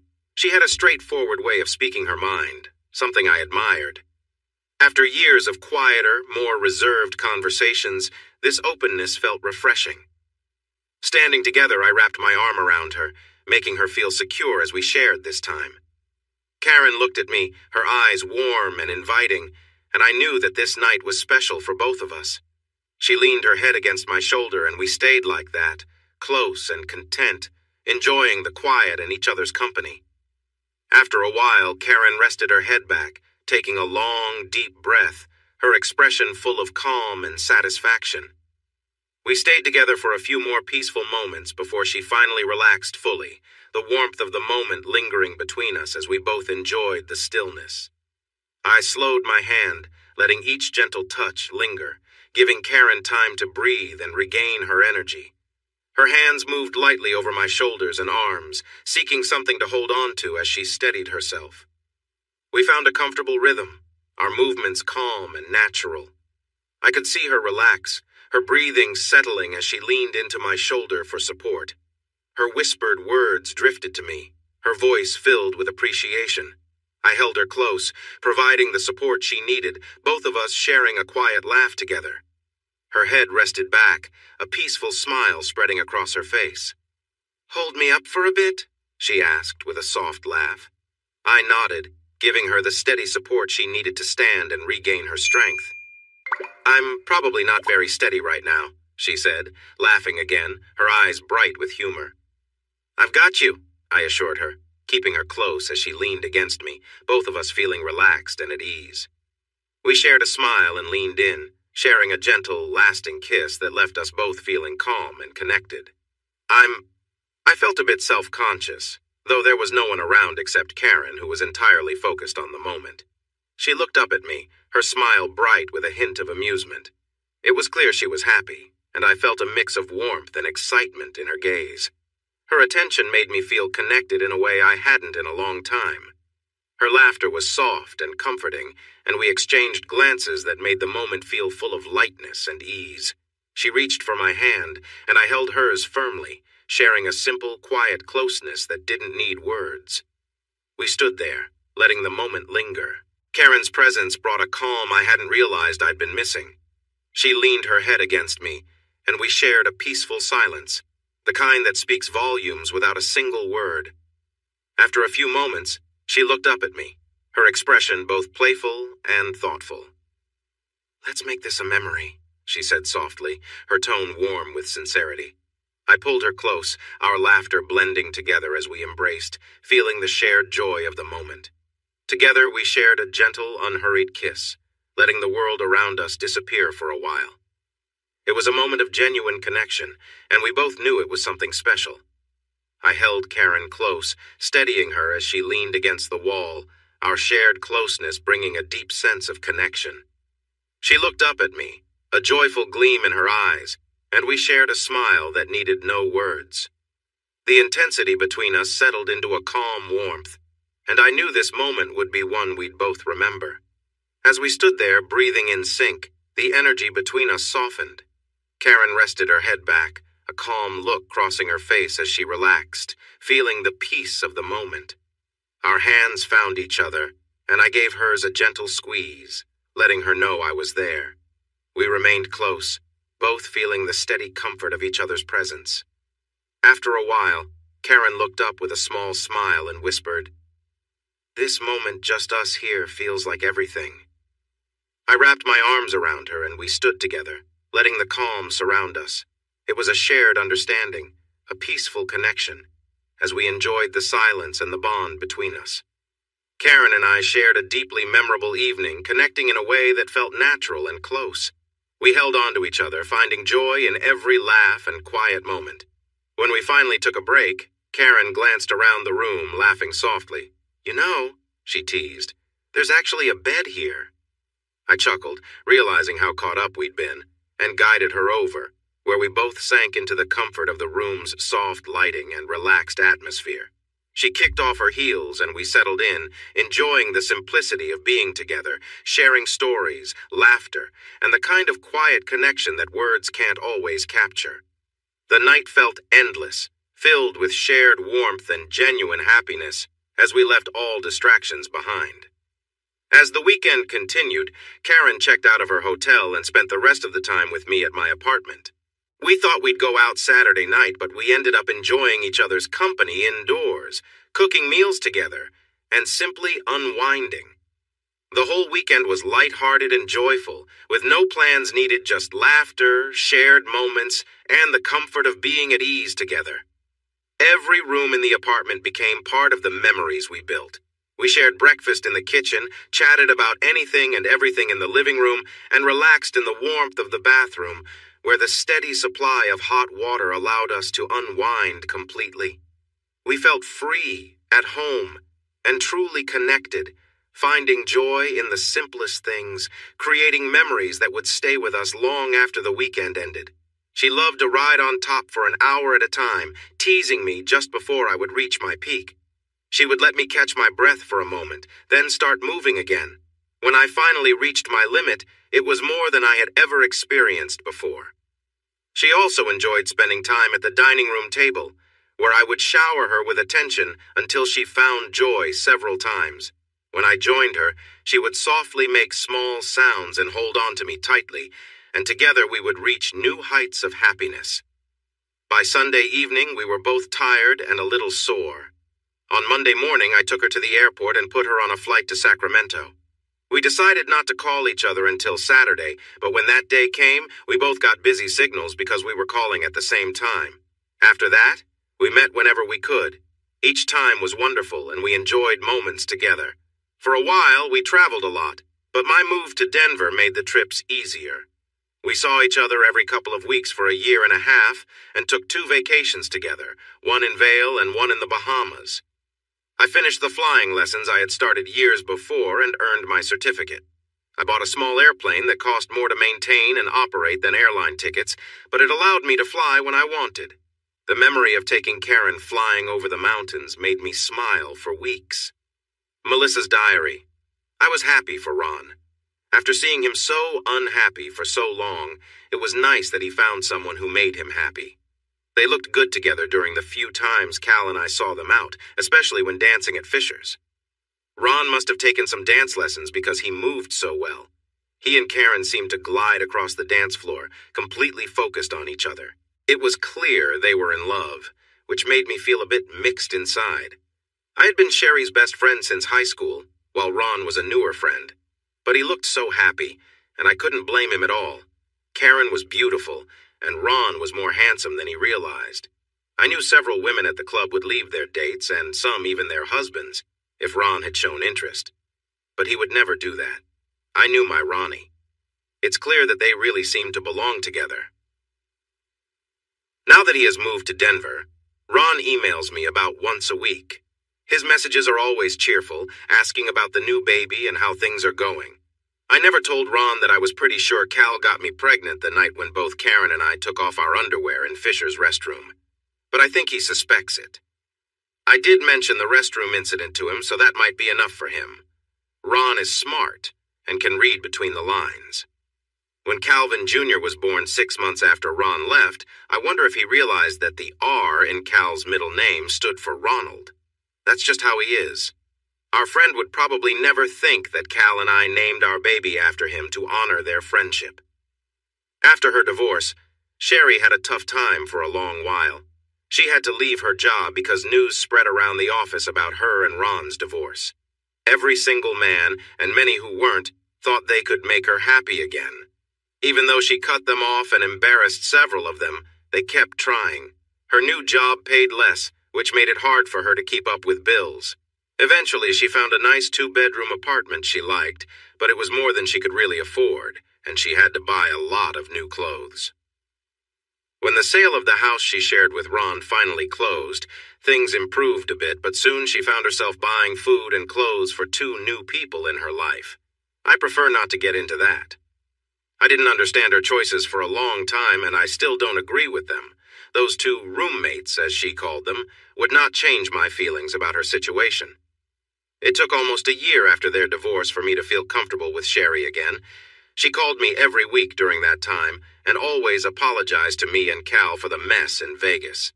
She was sorry, but sometimes sorry just isn't enough. After a while, I realized she was completely overwhelmed and very ashamed of what she did with that man in Vegas. She felt terrible for hurting her husband. Talking to me was hard for her. She would break down and cry when she tried to express how bad she felt for betraying his trust and love. She said she felt guilty at the time, but got swept up in a feeling of surprising thrill. It reminded her of the fluttery feeling she had in her stomach when sneaking out of her parents' house to meet her first serious boyfriend. She said spending time with a guy from Vegas made her feel young and lively again, as if she had a spark inside. I didn't really get it, and the idea of feeling young again didn't sit well with me. I turned 30 a while back, and Sherry was still just 29. I wasn't sure if I believed a word she said about wanting to feel young again. Hey, guess what? I didn't know this until Sherry and I started meeting again on Saturday mornings for coffee and some gossip. It took a long time for us to get back to that. I had been quite upset with her for a while.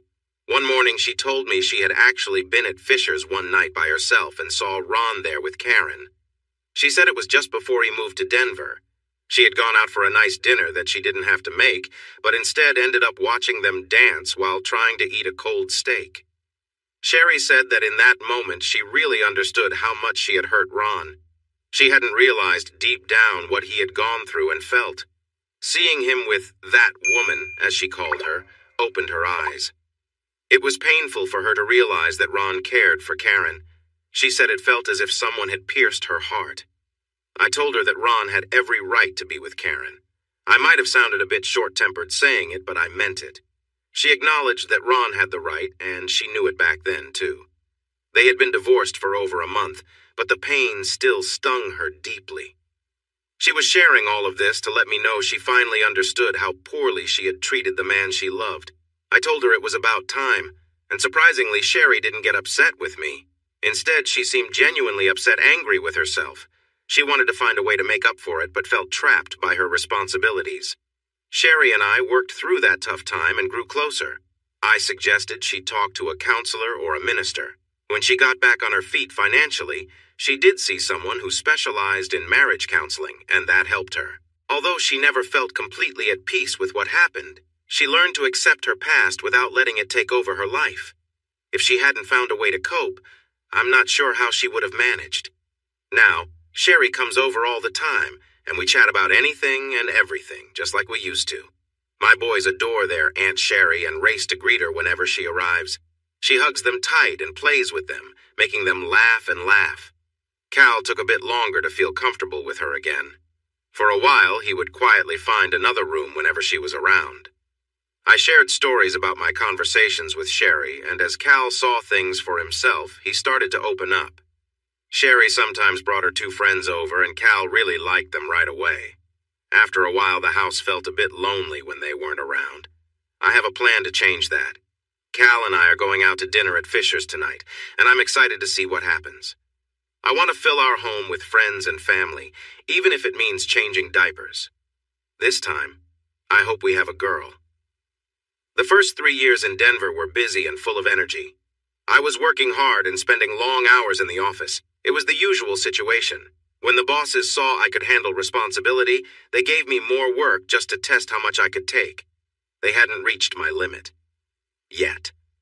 But they were getting close. Karen and I were still going strong, and I was thinking about asking her to marry me. She never brought it up, though, and sometimes I wondered why. Then things changed in Afghanistan. Our company had taken on some projects to help rebuild the country's infrastructure. One of these projects involved working with a major Defense Department contractor.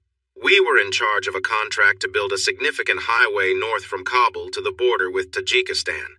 This road would mainly be used by the military for a long time, but the new Afghan government hoped it would eventually help trade between the two regions. It was a risky situation because remnants of the Taliban and Al-Qaeda were not far away in the mountains. They would occasionally cross the border, trying to cause trouble before running back to safety. These incidents were rare, and in recent years, fewer people were willing to take such risks. However, one group managed to get into the country and blew up an important bridge, cutting off the road between our team and the supply stations. At the same time, they had traveled through many small towns and villages within 50 miles of the bridge, damaging things like schools meant to teach both girls and boys, community centers, a few new radio stations, and one TV relay site. The workers on the ground called for more help, and our company had to hire another small business so we could finish our main project on time. It was important for our company's future. 72 hours later, young Mr. Ron Masters was flying to Kabul to oversee the joint effort of two different teams working on the same project. Both companies agreed to this and were glad they didn't have to sort out who would do what. Before I left, I needed to talk to Karen. I would be gone for a while, and we had some things to work out. I needed to know if we were a couple and what that meant for us. "Honey, have you ever thought about getting married?"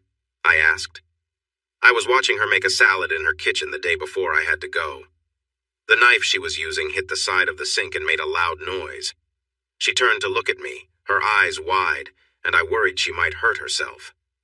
I quickly walked over, took her wrist gently, and checked her hand. Thankfully, there was no sign of injury. "I'm sorry," I said. "I thought you might have cut yourself." "I almost did," she replied. Some color returned to her face, and I sat back down at the breakfast bar. "Well, have you thought about it?" I asked. She leaned against the counter, looking at me curiously. "Have you?" she replied, though it wasn't really an answer. I nodded. "Yes, I have," I admitted. "But I'm not sure how you feel about it. Sometimes I think you like having your independence and all." "What else?" she pressed. "I wonder if how we live now works for you. We see each other for a few days each month and have a great time. But you live in Sacramento and I live in Denver. Maybe it's one of those absence makes the heart grow fonder situations. Getting married is a big step, and I wonder if you want me around all the time."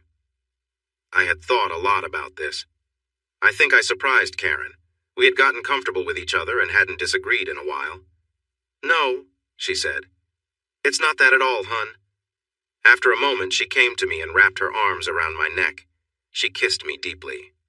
"Ronnie," she said slowly when we finally pulled away. "The reason I haven't mentioned this before is different from what you might think." She took a deep breath, still holding on to me, her arms slightly less tight around my neck. "I love you, Ron. That's not a secret, and I know you love me too," she said softly. "The problem is that you keep part of yourself away from me, and I don't think you even realize you're doing it. If that wasn't the case, I would leave my job in a heartbeat and come live with you forever." I was taken aback. What part of me was I keeping from her? We talked for hours. I never figured out what she thought I was holding back. She believed it had to do with me not fully moving on from Sherry, that I still had feelings for her and hadn't put the past behind me. I thought that, if anything, I mostly felt anger toward Sherry. That seemed more like what I was feeling. I became a bit impatient with Karen. I didn't believe there were any good feelings left for my ex-wife, and I told Karen so, but she was sure about her thoughts and wouldn't change her mind. We decided to end the conversation after dinner, agreeing not to let it turn into a big argument. We had only 24 hours before I was set to leave for Afghanistan, and life was too short for disputes. Later that night, we shared an intimate moment and then fell into each other's arms, tired but happy. "Ronnie," she said just before we both drifted off to sleep, "let's think about our future while you're away, okay? When you come back, we can go somewhere together for a long time and figure things out, all right?" "Okay, it's a date," I replied softly. She didn't say more. After a while, she turned away from me and we settled into a comfortable position. My arms wrapped around her and we fell asleep peacefully, waking up early again to share a loving moment before I had to leave. When I returned to Denver, I had about 6 hours until my flight to JFK Airport in New York. From there, I'd take several flights heading east to Europe and then to Asia, working my way to Kabul. There weren't many airlines that flew into that troubled country, and my company had a policy for employees to use American Airlines whenever possible. This made my travel plan more complicated than it might have been. After washing a load of clothes and packing what I thought I would need in Afghanistan, I still had 2 hours left with not much to do before heading to the airport. Thinking about my near argument with Karen, I searched through the back of my closet until I found the box with all the papers from my divorce. At the bottom of a pile of papers, I found the envelope of photos I had taken of my wife and another man. Next to it was a small ring box. This box held Sherry's engagement and wedding rings. She had sent them back to me through her lawyer the day after our divorce was final. I had thought the rings belonged to her since I had given them to her, but returning them was her way of closing that chapter of our marriage. I looked at the photos one by one. They made me uncomfortable, but I no longer felt deep anger or hurt. It was as if the images showed two strangers instead of one loved one and a stranger. In a way, they seemed like low-quality images that did not mean much to me. I realized I didn't want to leave these behind in case something happened to me in Afghanistan. I quickly pushed the papers back into the box, leaving the photos out. Then I fed the photos into my shredder. Moments later, they became unrecognizable bits of shiny paper. I didn't think about them anymore. Afghanistan in late winter is harsh. It is always very cold, often snowy, and usually windy.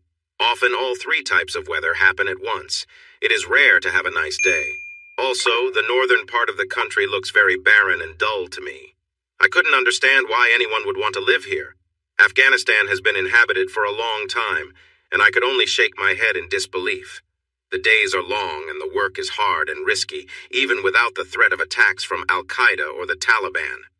Operating heavy equipment is dangerous by itself, but we had a solid safety program and followed the guidelines closely. For protection from potential threats, we had a group of Marines led by a young lieutenant. However, they could not be everywhere, and I often felt vulnerable, worried about my team's safety. After a month, I persuaded the senior sergeant in the Marine unit to lend me an M4, a smaller version of the M16.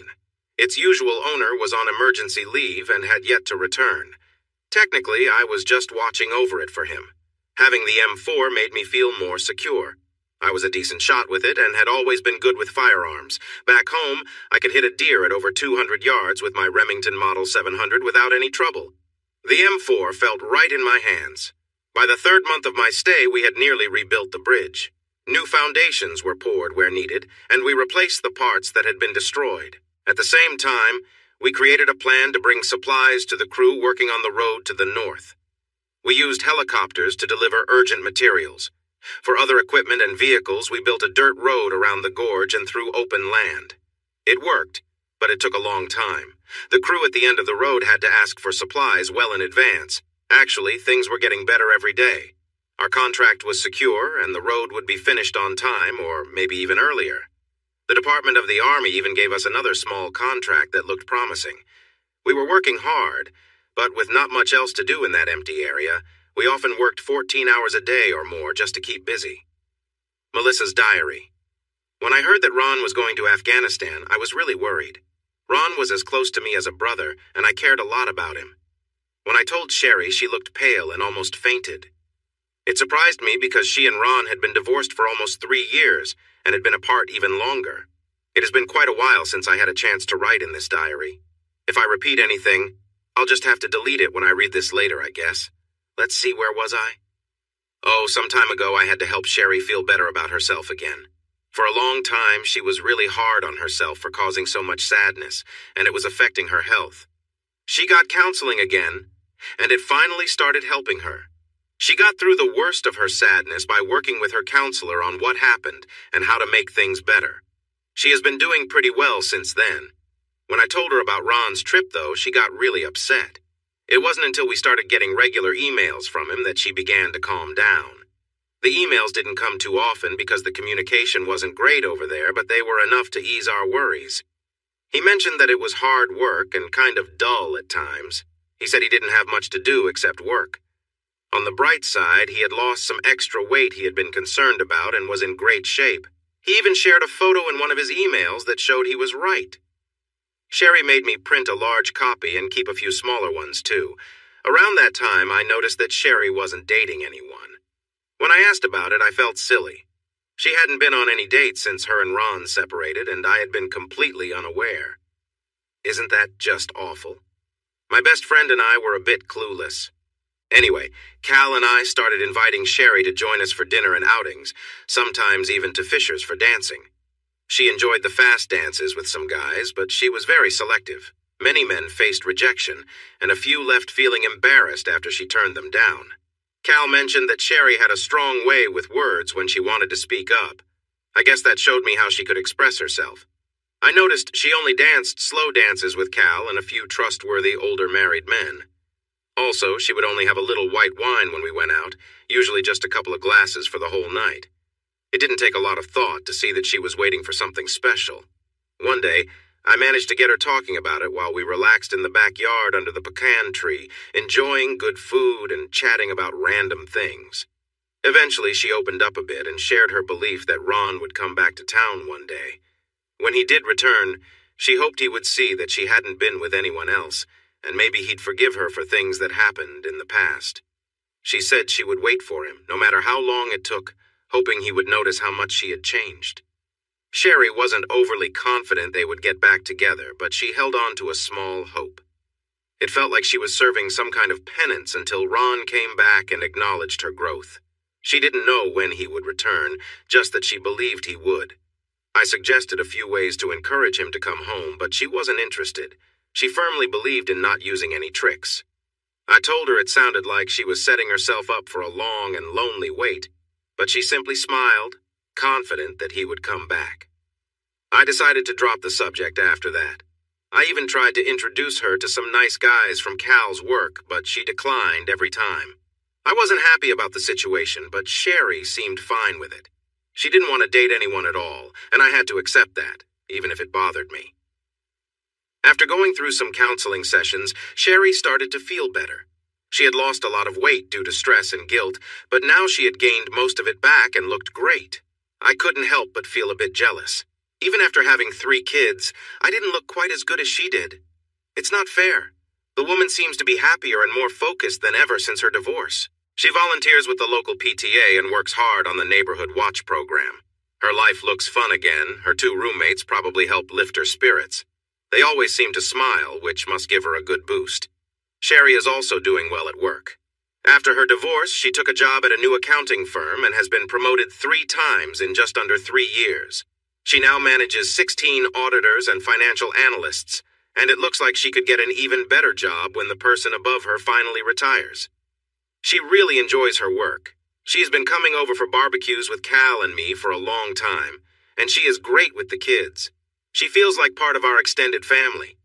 Our oldest boy is 5 now. His birthday was last week. My 3-year-old, Cal Jr., thinks of her like a second mom, and my 14-month-old daughter follows Sherry around wherever she goes. It's adorable to see my little girl take a few steps toward Sherry, wobble a bit, and then sit down. After that, she crawls really fast to catch up to Sherry and giggles when she does. All 3 of my kids really adore her.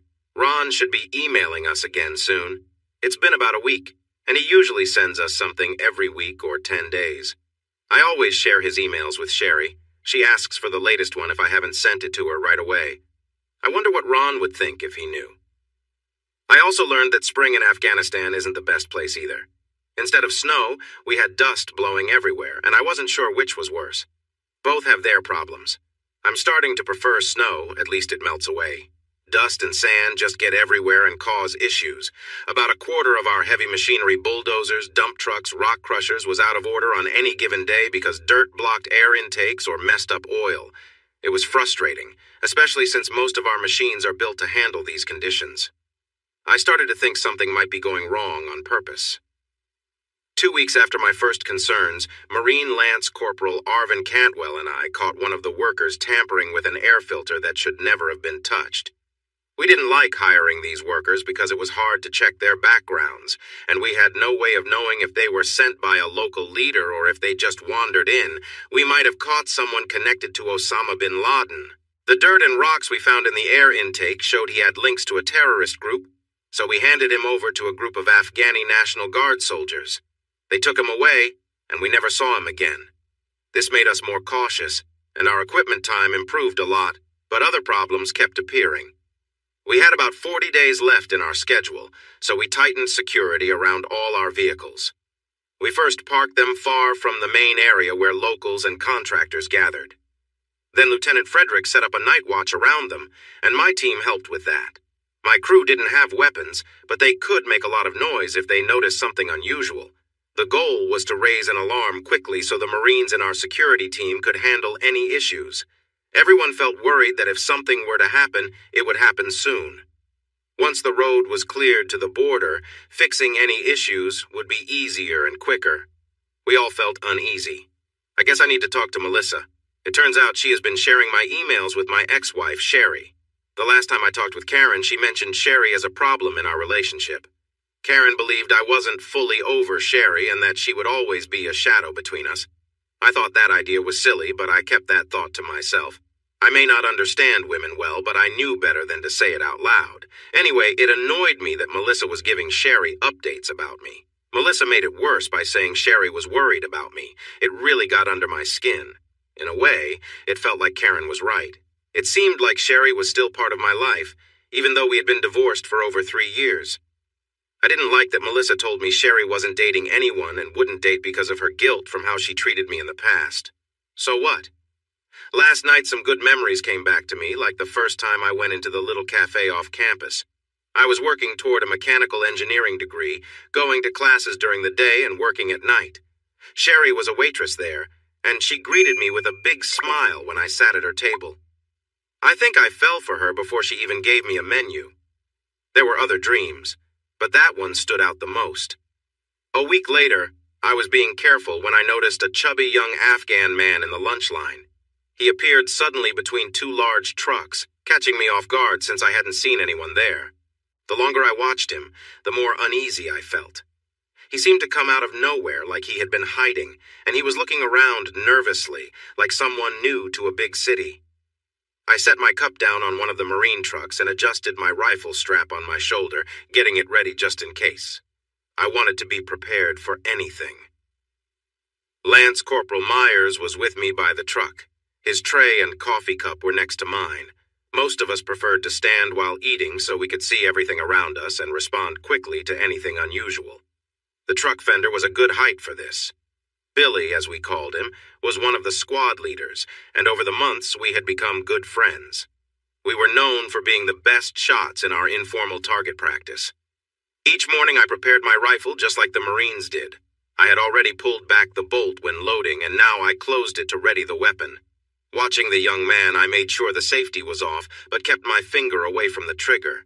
I wanted to avoid any accidents. You should never be on the trigger unless you are ready to shoot. "Sir, Mr. Masters, what's wrong?" Billy asked when he heard the rifle mechanism click and saw I was ready for anything. "I'm not sure," I replied, still watching the young man. He had a strange look on his face, focused yet scared. Suddenly my worries grew stronger. This young man was unusually round for this area, where food was scarce. Typically only older, well-off men had extra weight, showing their wealth. This young man didn't fit that description. "Wow," I whispered as I noticed him reaching under his loose clothes, pulling something out. I couldn't find anything in the Afghan clothing that matched what he was holding.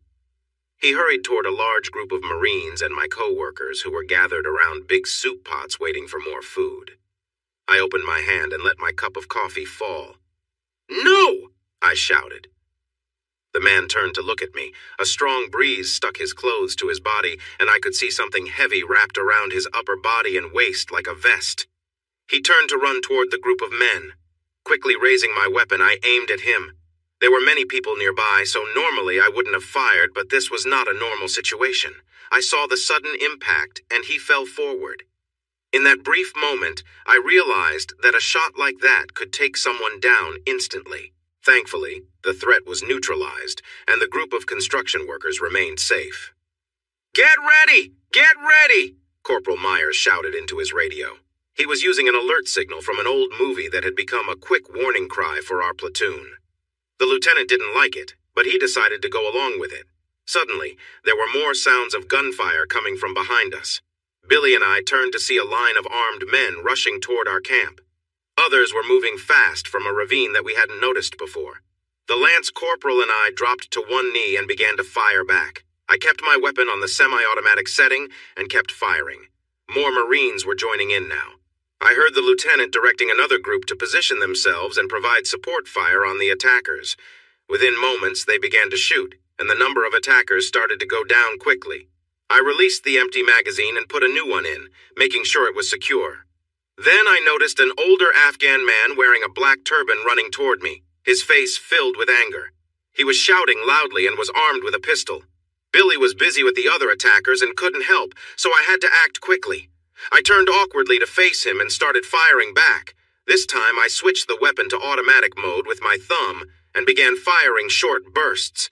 The second burst caused 3 holes from his waist to his throat, and he lost interest in harming Billy and me. He kept running forward until he fell face first into the ground. It took him a bit to stop moving due to his injuries, but he was done for once he hit the ground. Most of this was explained to me later because while I was firing, the last shot he took hit me in the left shoulder. The bullet struck me just as I was getting to my feet and trying to move toward the safety of the Humvee. I stepped into a hole and twisted my ankle, causing me to start to fall. The impact from the bullet made my fall worse, and my head hit the heavy fender of the Humvee. I was told I lost consciousness right away. Melissa's diary. Ronnie's hurt. They say he's been shot, but I can't find out how serious it is. I feel like screaming if they don't give me more information. What I didn't know was that Ron listed me, Cal, and that Karen person as next of kin in case something happened to him. With no close family left, Ron probably thought it made sense. When he gets home, I'll hug him for thinking of us. But I will also tell him how worried I am about him being in dangerous places. Sherry took the news surprisingly well. I couldn't believe how calm she was this time. She had been very upset when she learned he was going to that country. Now she was reassuring me, saying he was going to be okay. She insisted he would come home someday, that it was just a matter of time. I really hope she's right. He hasn't met my 2 young children yet. They were born after he left for Denver, and I want them to know him. Oh God, I hope he is all right. I woke up in an army hospital on the outskirts of Kabul. My head hurt more than anything I had ever felt. When I tried to move, sharp pain shot through my shoulder. My vision narrowed to a dark tunnel before clearing up. Holding still, I carefully lifted my head a little off the pillow to look around. My right arm had a needle in it, connected to a bag of blood hanging on a pole next to my bed. There were a couple of other bottles up there too, but I didn't know what they were for. I craned my neck painfully to see that my shoulder was covered with bandages. I gently moved my fingers and realized something beneath my clothing was causing me a lot of pain. A middle-aged woman in a green hospital outfit entered the room from a doorway I hadn't seen before. She glanced at me quickly, then stepped back to call for help. Soon, a man and another woman arrived, and they all gathered next to the bed I was starting to understand I was in. "How are you feeling?" the man asked in a deep voice. I noticed the silver badges on his light green shirt under the white coat, so I figured he was a doctor. "My shoulder hurts," I managed to say. It was tough to get the words out, and I had to swallow hard a few times. I rubbed my throat and pretended to drink. The doctor nodded and gestured for the first woman to fill a glass with water from a steel pitcher. She helped me drink using a straw. "Thank you," I said, my voice still weak but better than before. "Where am I?" I asked, looking at each of the 3 medical staff. "Kabul," the doctor replied plainly. He pointed a small flashlight into each of my eyes quickly. After a moment, he put it away with a grunt. "What's your name?" he asked out of the blue. "Ronald Terrence Masters," I replied. "And yours?" I felt a bit annoyed. "Dr. Evans," he answered briefly, but a small smile crept onto his face. "Do you remember what happened?" he asked in a friendlier tone. I nodded slowly, being careful with my shoulder. "We were attacked by some Taliban fighters," I explained slowly. "A suicide bomber came in, and then others came at us from behind, along with an older man with a gun." I paused, but didn't recall anything else. "I can't remember after that," I said, feeling frustrated. The doctor nodded, looking thoughtful. "From what I've been told," he began casually, "you hit something hard and fainted. But it looks like you'll be okay. Your skull seems intact, and you likely just have a mild concussion. Your memory seems fine, and your pupils look normal, so your head injury isn't your biggest concern." I accepted what he said. I still felt much the same as before the fight, except for the headache. Thankfully, it was easing a little bit. "And I think your shoulder injury won't be serious either," he said confidently. It was easy for him to say that since he wasn't the one in pain. "Ugh," I murmured when I attempted to move. The younger woman, who seemed to be a nurse, gently wiped the sweat off my forehead. "We can help with your pain," the doctor said as he wrote on some papers attached to a clipboard at the end of my bed. After that, he left with the older woman, speaking quickly about things I didn't understand. The young nurse, a first lieutenant, stayed to cool my face with water. When I asked, she let me adjust the bed so I could sit up. I had never liked lying flat since I was a kid, and sitting up felt much better. When the older woman returned, she attached a needle to a machine connected to my arm, and soon the pain faded quickly. I drifted back to sleep. 2 weeks later, I was able to move around, which is what the Army medical staff called ambulatory, and feeling a bit restless. My shoulder was healing well, and they had me doing gentle movements to keep the muscles flexible. I found a computer that I could use and logged into my email. I sent messages to Karen and Melissa to let them know I was okay. My inbox was filled with messages from both women and, surprisingly, from many people back at work. I wrote to my boss and secretary in Denver, asking them to let everyone know I was fine and improving. I mentioned that I could only use my right arm right now, so typing was slow. I would respond to all the emails when I could, but it would take some time. Yesterday, the Marines came to visit. They had returned to a base camp for some rest before heading out on another mission. I didn't know what to expect when the nurse wheeled me, even though I really didn't need the wheelchair, into the hospital day room. A few minutes later, the outside doors swung open and the entire Marine platoon marched in. They lined up in front of me, forming a group around 3 sides of the room. The lieutenant leading them stepped forward and saluted. I later found out that the 2 officers next to him were his company and battalion commanders.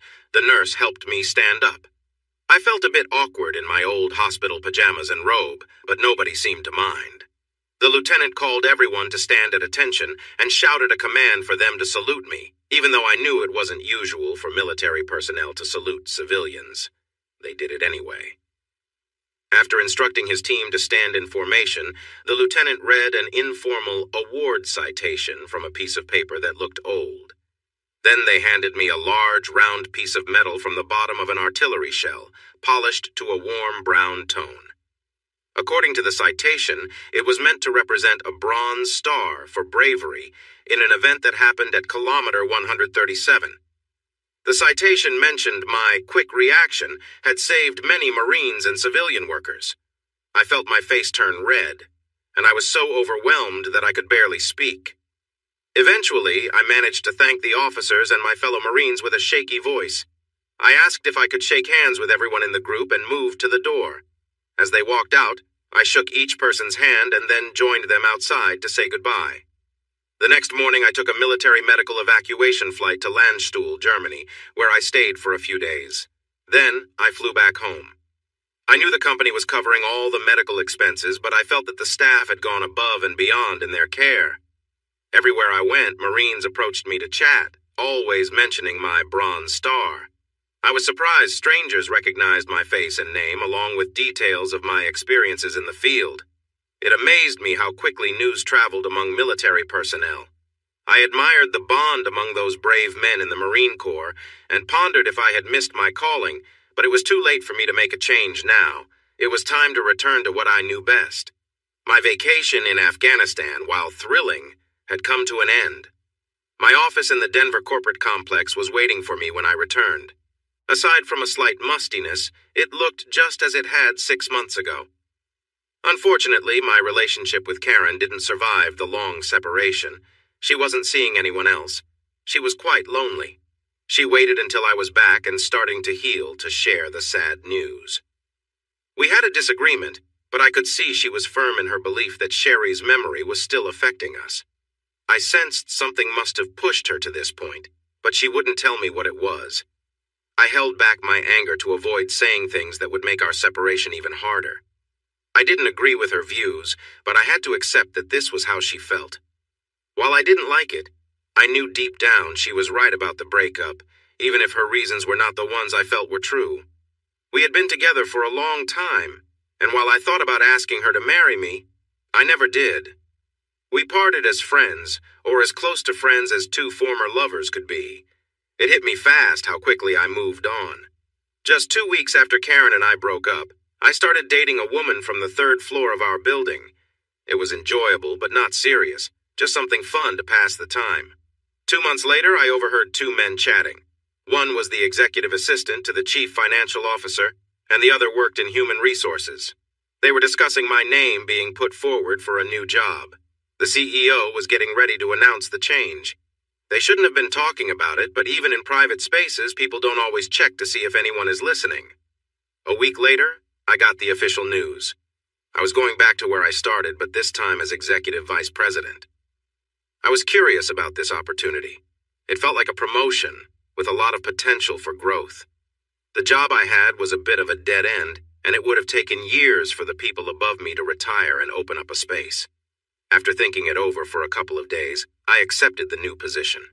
4 years and a couple of weeks after my divorce, I was going home. "Hey, is anyone home?" I knocked on Melissa and Cal's front door hard enough to make a sound. I was smiling widely because I hadn't seen my friends in a long time, and I was eager to be with them. I heard movement behind the closed door before it swung open. "Ron!" At first, I wasn't sure if Melissa was happy to see me. She stood there for a moment, looking surprised, before throwing open the screen door and jumping into my arms. She wrapped her arms around my neck and started crying. I gently patted her back, saying it was okay and other comforting things. The best way to help Melissa when she got emotional was to wait until she calmed down. After a moment, she was all better. "Why didn't you tell us you were coming?" she asked, playfully hitting me in the chest. I pretended to stumble back, which made her smile. She took my arm and pulled me into the cool house. "Cal!" she yelled. "Come here! It's Ron!" I was sure Cal could hear her from far away. He soon appeared in the living room, running towards us. We laughed and patted each other's shoulders until he suddenly realized what he was doing. I told him my injury was all better now. Just then, a group of young children burst into the living room, eager to find out what the noise was about. There were 5 of them, 2 boys and 3 girls. The oldest boy looked just like his father, Cal. He was now 6 years old. He had only been 2 when I left. His younger brother, I learned, was 3.5. I shook hands with them as if they were grown-ups, and they seemed to love it. The smallest girl was Melissa's youngest, named Jeanette. Melissa tried to get Jeanette's thumb out of her mouth, but the little girl wasn't letting go. The other 2 girls were identical twins, with lovely blonde hair and charming smiles. Melissa called them over, and I knelt down to be at their height. "Girls, this is Ron. He's Jeanette, Ben, and Cal Jr.'s Uncle Ron. Ron, this is Cassandra and Courtney. We're watching them while their mom is at work." Her voice wavered a bit, but I let it slide. Melissa is always full of feelings, even when things seem calm. I shook hands with each little girl seriously. "My goodness, you 2 are just as cute as can be," I said as I gently touched the head of the one on my left. "Cassandra, right?" She nodded with a big movement. "Do you like being called Cassandra, or do you prefer Cassie?" "Cassie," she replied in her small voice. I smiled back at her. "Then Cassie it is," I said warmly. I turned to the girl on my right. "And that must mean you are Courtney, huh?" She nodded eagerly. I settled back on my heels. "Courtney and Cassie, what pretty names for 2 lovely girls," I told them. They smiled shyly. "Are you our Uncle Ron, too?" Cassie asked softly. I looked up at Melissa and Cal, noticing a sudden change in how they stood that puzzled me. "Do you think their mom will mind if they call me that while I'm here?" I asked. They exchanged glances. "I guess that would be okay," Melissa said carefully. "We should check with their mom, but it should be fine for now." She seemed a bit anxious. I made a mental note to ask her why later. I turned back to the cheerful twins. "Then Uncle Ron it is for now, okay?" They grinned widely. I smiled back, watching them for a moment. There was something familiar about them, but I couldn't quite place it. "And I know I'm Uncle Ron to this little one," I said, spotting 16-month-old Jeanette, who had been inching closer while I talked to the older girls. I reached out, scooped her up, and pulled her close. Just as she moved past her surprised look, she erupted in giggles as I playfully tickled her. Suddenly, I wrapped my arm around Cassie and pulled her in for some light-hearted tickling. Courtney jumped in to join us. I just had to tickle her belly and sides, too. Not long after, the 2 boys jumped into the fun, wanting attention as well. The living room turned into a playful chaos. Everyone was trying to tickle everyone else, but I had the upper hand. I wasn't ticklish, so no amount of little fingers poking at me could make me laugh. After a while, the twins ran off, pretending to be scared, and Jeanette followed after them. The boys grew tired of the game at the same time, plopping down on the floor against the couch to catch their breath. I noticed the girls peeking back from the doorway, but chose to ignore them. "That was fun," I said, catching my breath. I couldn't help but smile. Both parents looked at me in surprise. They expected me to act more serious, asking the usual adult-child questions, giving them a kiss, and then sending them away. I chuckled at my 2 best friends. When I stood up, Melissa wrapped her arms around me tightly again. "You had us so worried," she said softly, her tone serious for the first time in a while. "I was really scared you wouldn't come back to us." I could see tears forming in her eyes again. "Melissa," I said firmly, "I'm home, I'm fine, and I won't be going anywhere like that again, okay?" That helped a little, but my shirt pocket was still getting wet. "It was so hard when we heard you were hurt. You're like a brother to me, and I was really scared," she said. I held her at arm's length for a moment, feeling a lump in my throat. "Well, I don't have a sister or brother either," I replied. I turned to Cal. "Cal?" He nodded in response. "Can I adopt your wife as my sister?" I asked, my tone a mix of serious and playful. "Sure, why not?" Cal said with a sigh. "But if she starts crying again, you're on your own. You get that, right?" Melissa stuck out her tongue at him. "So, what do you think, Lissa?" I asked. "Shall we make it official? Brother and sister forever?" She nodded slowly, sensing I was up to something, but not quite knowing what. I stood in front of her, taking both her hands in mine. "I, Ronald Terrence Masters, take you, Melissa, to love and respect, to tease and annoy." I dashed for the kitchen door and out into the backyard, but she managed to swat at me before I could get away. The 5 kids watched in confusion, unsure of what the adults were chatting about. Ben, Melissa, and Cal's oldest, looked from me to his mother, then to his sister and the twins, trying to understand. He wondered why any decent guy would want a sister he didn't really need to have. That evening, I enjoyed a delicious home-cooked meal, something I didn't realize I had missed. Melissa lit up with joy as I genuinely praised her cooking. When I kissed her cheek goodnight, I called her sis in a serious voice, and she called me brother. I knew that once she closed the door, she would likely cry again, but despite Cal's belief that it was my responsibility, he would have to handle it, not me. A week later, at a deli in the downtown area, I was reviewing the housing inspector's report for the house I wanted to buy. The roof needed repairs, and the sellers had offered to lower the price by the highest estimate if I agreed to close the deal now, accepting the roof as it was. That worked for me. I liked the house from the moment I saw it and was eager to move in. It would be the first 2-story house I'd ever lived in. I signed the equity paperwork and put my pen away, then organized the documents and placed them in my briefcase. "Hello, stranger," a woman said. Suddenly I felt nervous. I looked up to see a tall, attractive brunette standing beside my table.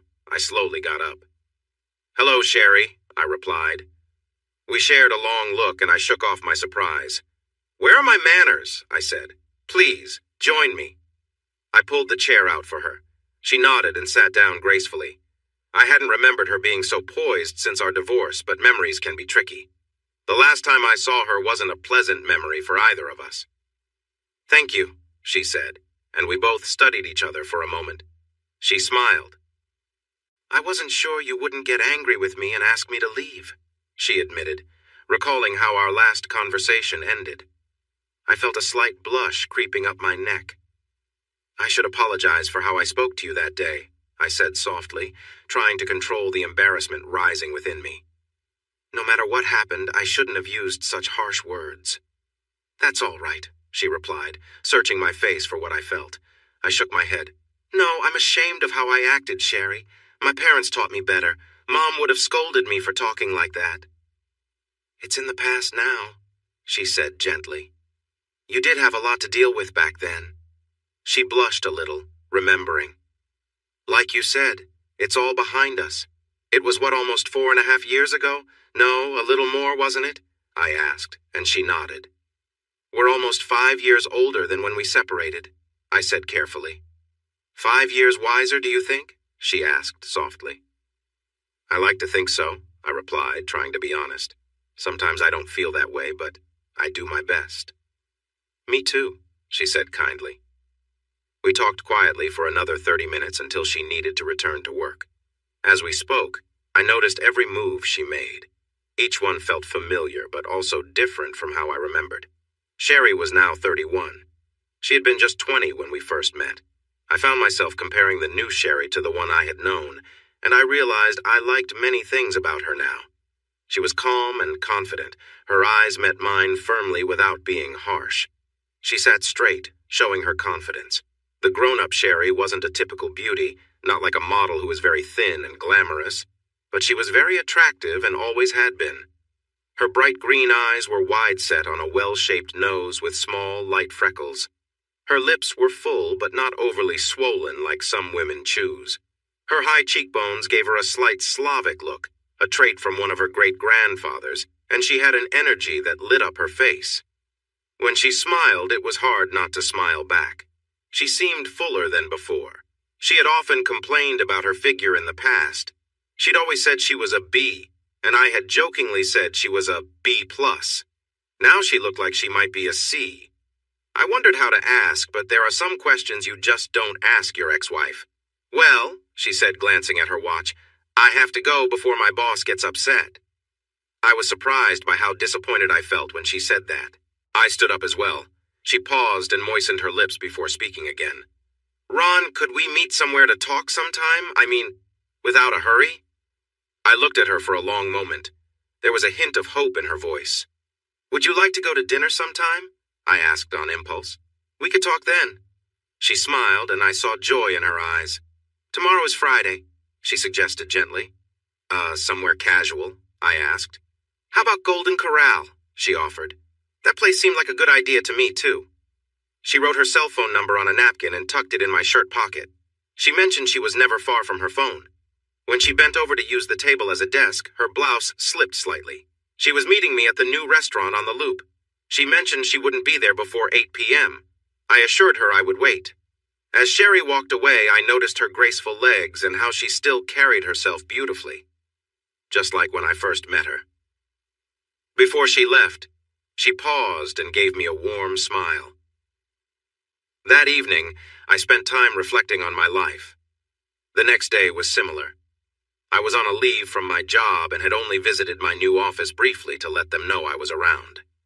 My first day back would be a week from Monday. I found a house quickly and completed all the small tasks needed for moving. With all this time on my hands, I had room to think about many things. Seeing Sherry after all this time had surprised me. I thought I would run into her eventually, but this encounter caught me off guard. I hadn't prepared myself for the feelings she stirred in me. We had been divorced for just over 4 years. It had been so long since I last saw her. I didn't attend the final court hearing, and my lawyer told me she hadn't either. We hadn't had any contact for years, and I was surprised to feel my heart race at the sight of her. I clearly remembered what she had done to me. It was never a question in my mind. I could easily recall vivid moments from that time. I used to keep photos from that night, but I had gotten rid of them before leaving for Afghanistan. I felt a sense of relief when they were gone, just scraps of paper in the shredder. When I tried to reach for the anger I had felt about Sherry's betrayal, I found only memories, not the intense feelings of hurt I once had. I was amazed at how much I had changed. I wondered why the pain had faded, but I couldn't find a good reason. I knew the saying that time heals all wounds, but I felt there needed to be more to it. I didn't know what that could be. I had been at the restaurant for about 20 minutes when Sherry arrived. I had tried to hold off on getting there early, wanting to give myself a little power in the conversation, but I couldn't stay away from the place. When she pulled into the parking lot, she saw me in my SUV. She hurried over and apologized for making me wait, but I had to admit she arrived right on time, and there was no need for an apology. My plan to feel in control during our talks faded away so fast that I barely noticed. We chatted for a long time after the waitress brought our steaks, mine cooked medium rare and hers well done. We talked about my new job, and she smiled warmly, patting my hand on the table as she congratulated me. She wanted to know every detail of my trip to Afghanistan, even the tough moments I faced there. She listened closely, hardly taking her eyes off me, and at times I struggled to keep my focus on my story. I couldn't remember her showing that much interest when we were married. It felt nice and comforting to have her attention. At one point, when I pointed to my left shoulder to show her where I had been hurt, she got up from her seat across the table and moved next to me. She wanted to see the scar, and I couldn't say no. I unbuttoned my shirt just enough for her to see the small mark that remained. She gently touched it with her fingers and looked at me in a way that almost made me want to kiss her. I wasn't sure how she would react, so she returned to her seat before I got too flustered. Melissa's diary. I can't believe it. Sherry somehow ran into my brother just a few days after he arrived. She claims it was just a chance meeting in a cafeteria where he was having lunch, But I'm not sure how she knew where to find him, so for now, I'll take her word for it. I'll never understand how she got him to go out with her the very next night. That girl moves fast. She said they went to Golden Corral, a bright and open place, so neither of them felt rushed. She mentioned they talked for a long time, and Ron listened while she shared everything she had practiced saying for the last 2 years. She told him she was sorry for what she'd done, and how ashamed she felt for allowing that guy to hurt her before, and for staying in touch with him even after she returned. She made it clear to Ron that there was no excuse for her actions. Ron, bless him, didn't rush her or interrupt her story. Sometimes he surprises me by doing the right thing, even when he doesn't mean to. When she finished apologizing for the pain she caused him and for being dishonest, she said Ron smiled and told her it was hard to stay mad at someone who was so honest. He explained that after everything between the time here, the trip to Denver, and that tough time in Afghanistan, the anger and bitterness had faded. He hoped she had moved on from her anger too. Sherry said she told him she felt sorry about the mistakes she had made. Ron thought it was time for her to let those feelings go. He mentioned it was as if everything that happened was to 2 different people. He believed they could start fresh now, but I wondered when she would tell him about her 2 roommates. If they were beginning anew, he should know about that, right? Anyway, she mentioned she was so happy when she got home that she cried for an hour. It felt like a heavy weight had been lifted from her. I tried to tell her to take things slow because he might suddenly remember some of the pain from the past, and everything could change quickly. I don't think she paid much attention, though. The next thing she said was that she loved him more than when they first got married. When she realized this, she cried for another hour, and that was, oh no, now I'm crying too. And Cal has told me before I can't do that over my keyboard or it might break or something. I should stop now. I thought I managed the first meeting with Sherry pretty well, given everything. When she started talking about her actions and how they affected me, I braced myself for old feelings to resurface, but they didn't. I told her that those events were over 4 years ago, and we weren't the same people we were then. I encouraged her to let go of those painful memories. Without realizing it, I mentioned that those things happened in a marriage that no longer existed. I also said that the divorce had closed off a lot of the hurt. The surprise was that halfway through my speech, I truly felt that way. The joy on her face was obvious and uplifting. Sherry and I met to talk several times over the next month, usually at a restaurant like the first time. But sometimes we took a long lunch and went to a park. Each time we discussed moments from our past that had led to our divorce. We found ourselves getting more comfortable talking without anger or blame. I started to worry that our calm discussions might give Sherry a sense of closure that I didn't fully feel. One evening, we spent a couple of hours at Denny's discussing how, even though I had accepted what she had done, I could never forget it. I was ready to forgive her, but I made it clear that this should not be seen as a complete pardon for her past actions. She still had to take care of them. To my surprise, Sherry was ready to accept what I said. She told me she couldn't blame anyone else for her situation and that she would have to live with it for a long time. She opened her purse to show me a photo I had taken the night I caught her with someone else. The picture was old, but still clear. I didn't know what to say. She understood my point before I could fully explain it, and I didn't have to persuade her at all. In some ways, she even went further than I expected. It was a bit unsettling. What was interesting was that neither of us felt bad talking about it. It was like we needed to get it out of the way, and once we did, we could move on. After that, we spent the rest of the evening discussing everything except our difficult past. I got her talking about her job, and she became really excited while telling me about supervising a big group of analysts. She truly loved her work and the people around her. By the time we left Denny's, I felt like I knew so much about her coworkers and their families. I had to leave a $20 tip for our waitress because we had been at her table all night. I think we drank enough coffee to cover it, so it worked out well. "So you're going to turn 4 next month, and so is your sister? That's great," I said to Cassie, who stood next to my right knee while her sister Courtney sat on my lap. Courtney was quiet, snuggling against me with her eyes closed. She was really tired. Both girls wore matching pink shorts, white tops with cartoon characters, and little white sandals. "We're twins, silly," Cassie said with a giggle. "We always have birthdays at the same time." I pretended to be amazed and got her talking about what she wanted for her birthday. Courtney woke up enough to join in the conversation and moved to sit more on my left thigh, making room for her twin. Soon I had both little girls on my lap, chatting away.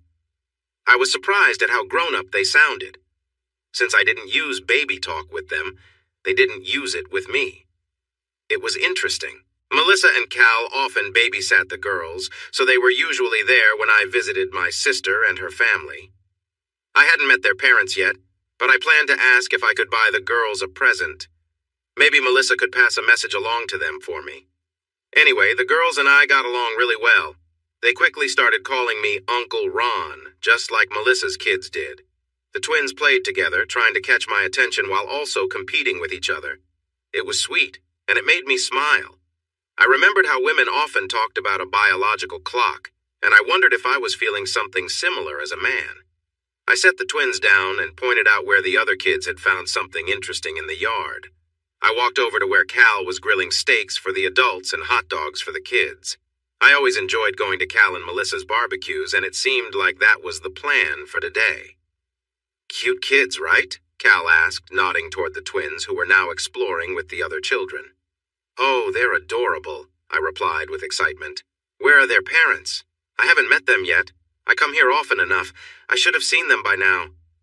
"Well, their mom is divorced," Cal explained gently, clearly concerned about bringing it up.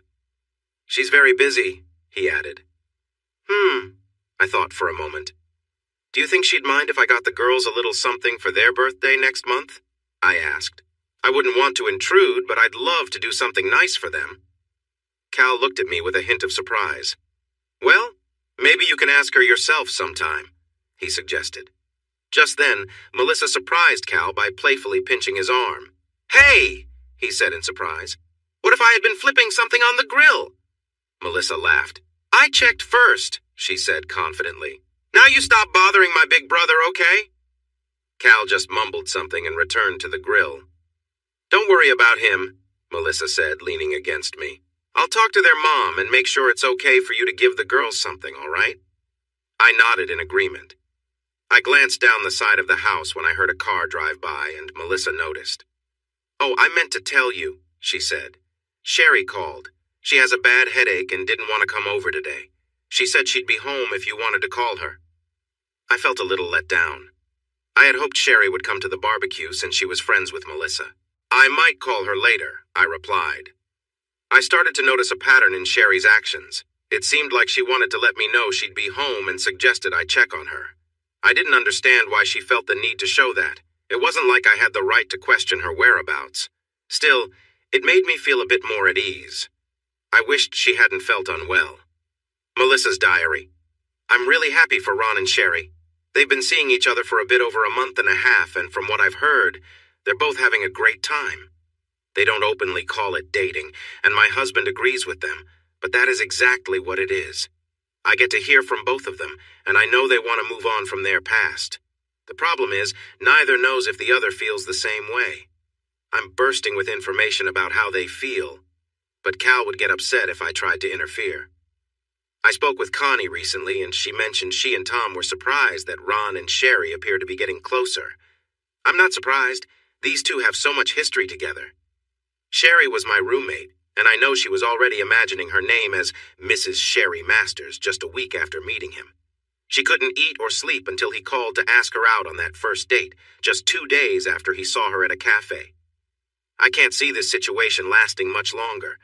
There seems to be something special drawing them together, and I believe they will realize their feelings soon. Sherry will have to think about her roommates, though. Things will definitely change when Ron finds out. I'm worried about that, ouch. Cal just poked me and told me not to interfere. Anyway, he wants to go upstairs now that the kids are over at the neighbor's place. Talk later.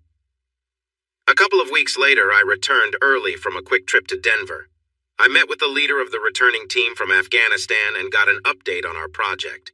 I also attended a conference with company executives. This was the last task I had as Deputy Assistant Director of Western Operations, and I felt relieved. It was tiring to keep track of 2 sets of problems. We finished the project a week ahead of schedule. The Army Corps of Engineers inspected the road and approved it. We learned a lot during the construction process, and next time we work with Halliburton, we'll be better prepared. We plan to create new guidelines for security and supply organization, just in case we are involved in something similar in the future. When we wrapped up late Friday afternoon, the CEO suggested I take one of the corporate jets to fly home comfortably instead of waiting until the next day. He told me to take the weekend off, and I was thrilled. I smiled, shook his hand, and happily accepted his offer. I ended up getting back to town about 18 hours sooner than I thought I would. It was dark, but still early in the evening. I checked how tired I was and realized that flying in a private jet was much better than dealing with commercial flights. I felt fresh and relaxed instead of stressed and worn out. I tried calling Melissa and Cal to let them know I was home, but the babysitter answered and wouldn't share their cell phone numbers since she didn't know me. I made a note to ask for both numbers when I saw them, so I decided to head to Fisher's, where I knew Melissa and Cal were planning to go. I wouldn't make it in time for dinner, but I could join them for the evening and watch everyone dance. I missed Fisher's, as many good memories were tied to that place, including time spent with Sherry before our divorce. I also had some nice moments there with Karen, too. I changed into a fresh shirt and tie and then decided to switch my suit as well. It only took a few minutes. I called Sherry to see if she wanted to come with me, but she wasn't home, which disappointed me a lot. When I arrived, the place was packed. The parking lot was full, and there were many people inside. I made my way inside, paid the cover charge, and walked into the crowd. I wasn't sure where Cal and Melissa were sitting, and with so many people, finding them might take a while. I squeezed into a small space near one of the bars and got a tall Coke with a splash of something just in case I got thirsty while searching. A few minutes later, I spotted them at a table near the dance floor. Melissa loved to dance and likely pulled Cal from dinner to be close to the music. I paused by a potted palm near the wall, using it for cover while I watched. That's when I saw Sherry leave the dance floor with an older gentleman. She returned to sit by Melissa, while the man walked off to join who I assumed was his wife at a booth nearby. Sherry wore a black cocktail dress that stopped a few inches above her knees. It looked layered, with a light chiffon over a smooth satin underlayer. The dress seemed to float around her. She had straps leading up around her neck, creating a simple but elegant look. The bodice was high, so there was no hint of anything revealing. The top layer was almost see-through, and the wide straps revealed her smooth skin. Her black heels accentuated her legs, making them look as beautiful as ever. I watched my ex-wife for a while and felt a bit silly doing so. Still, I stayed there for about half an hour. Sherry was alone without a date, surrounded by a bunch of men who wanted to enjoy her company. She danced along to fast music with some of the guys who came over, but she wouldn't dance to slow songs with them. While some men seemed annoyed by her refusal, she stood firm in her choice. The only ones she danced slow songs with were a few older gentlemen she seemed to trust, and one was Cal. I noticed one of her slow dance partners was a retired doctor who had been a family friend for many years. Sherry held an empty wine glass, spinning it with her fingers, and she turned down a refill when the waitress came by.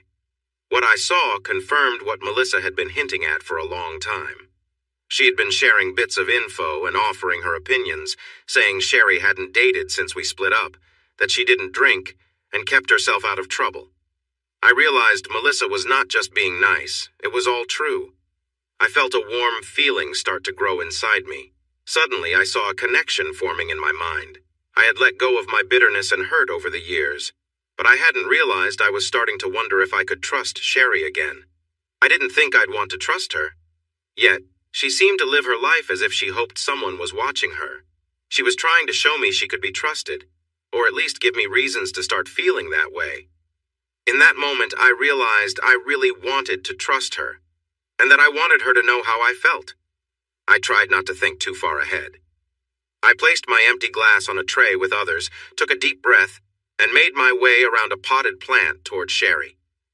When I was close to her table, Melissa spotted me on the dance floor. She had been dancing with Cal, but suddenly stopped, almost getting knocked over by a large couple rushing past. Melissa covered her mouth with both hands, watching me intently. Cal turned to see what was going on, and I saw a smile spread across his face. I could tell Melissa was getting emotional, and Cal was quickly pulling out a large handkerchief to give to her. As I walked towards the dance floor past Sherry's table, the angle made Sherry think Melissa was looking at her.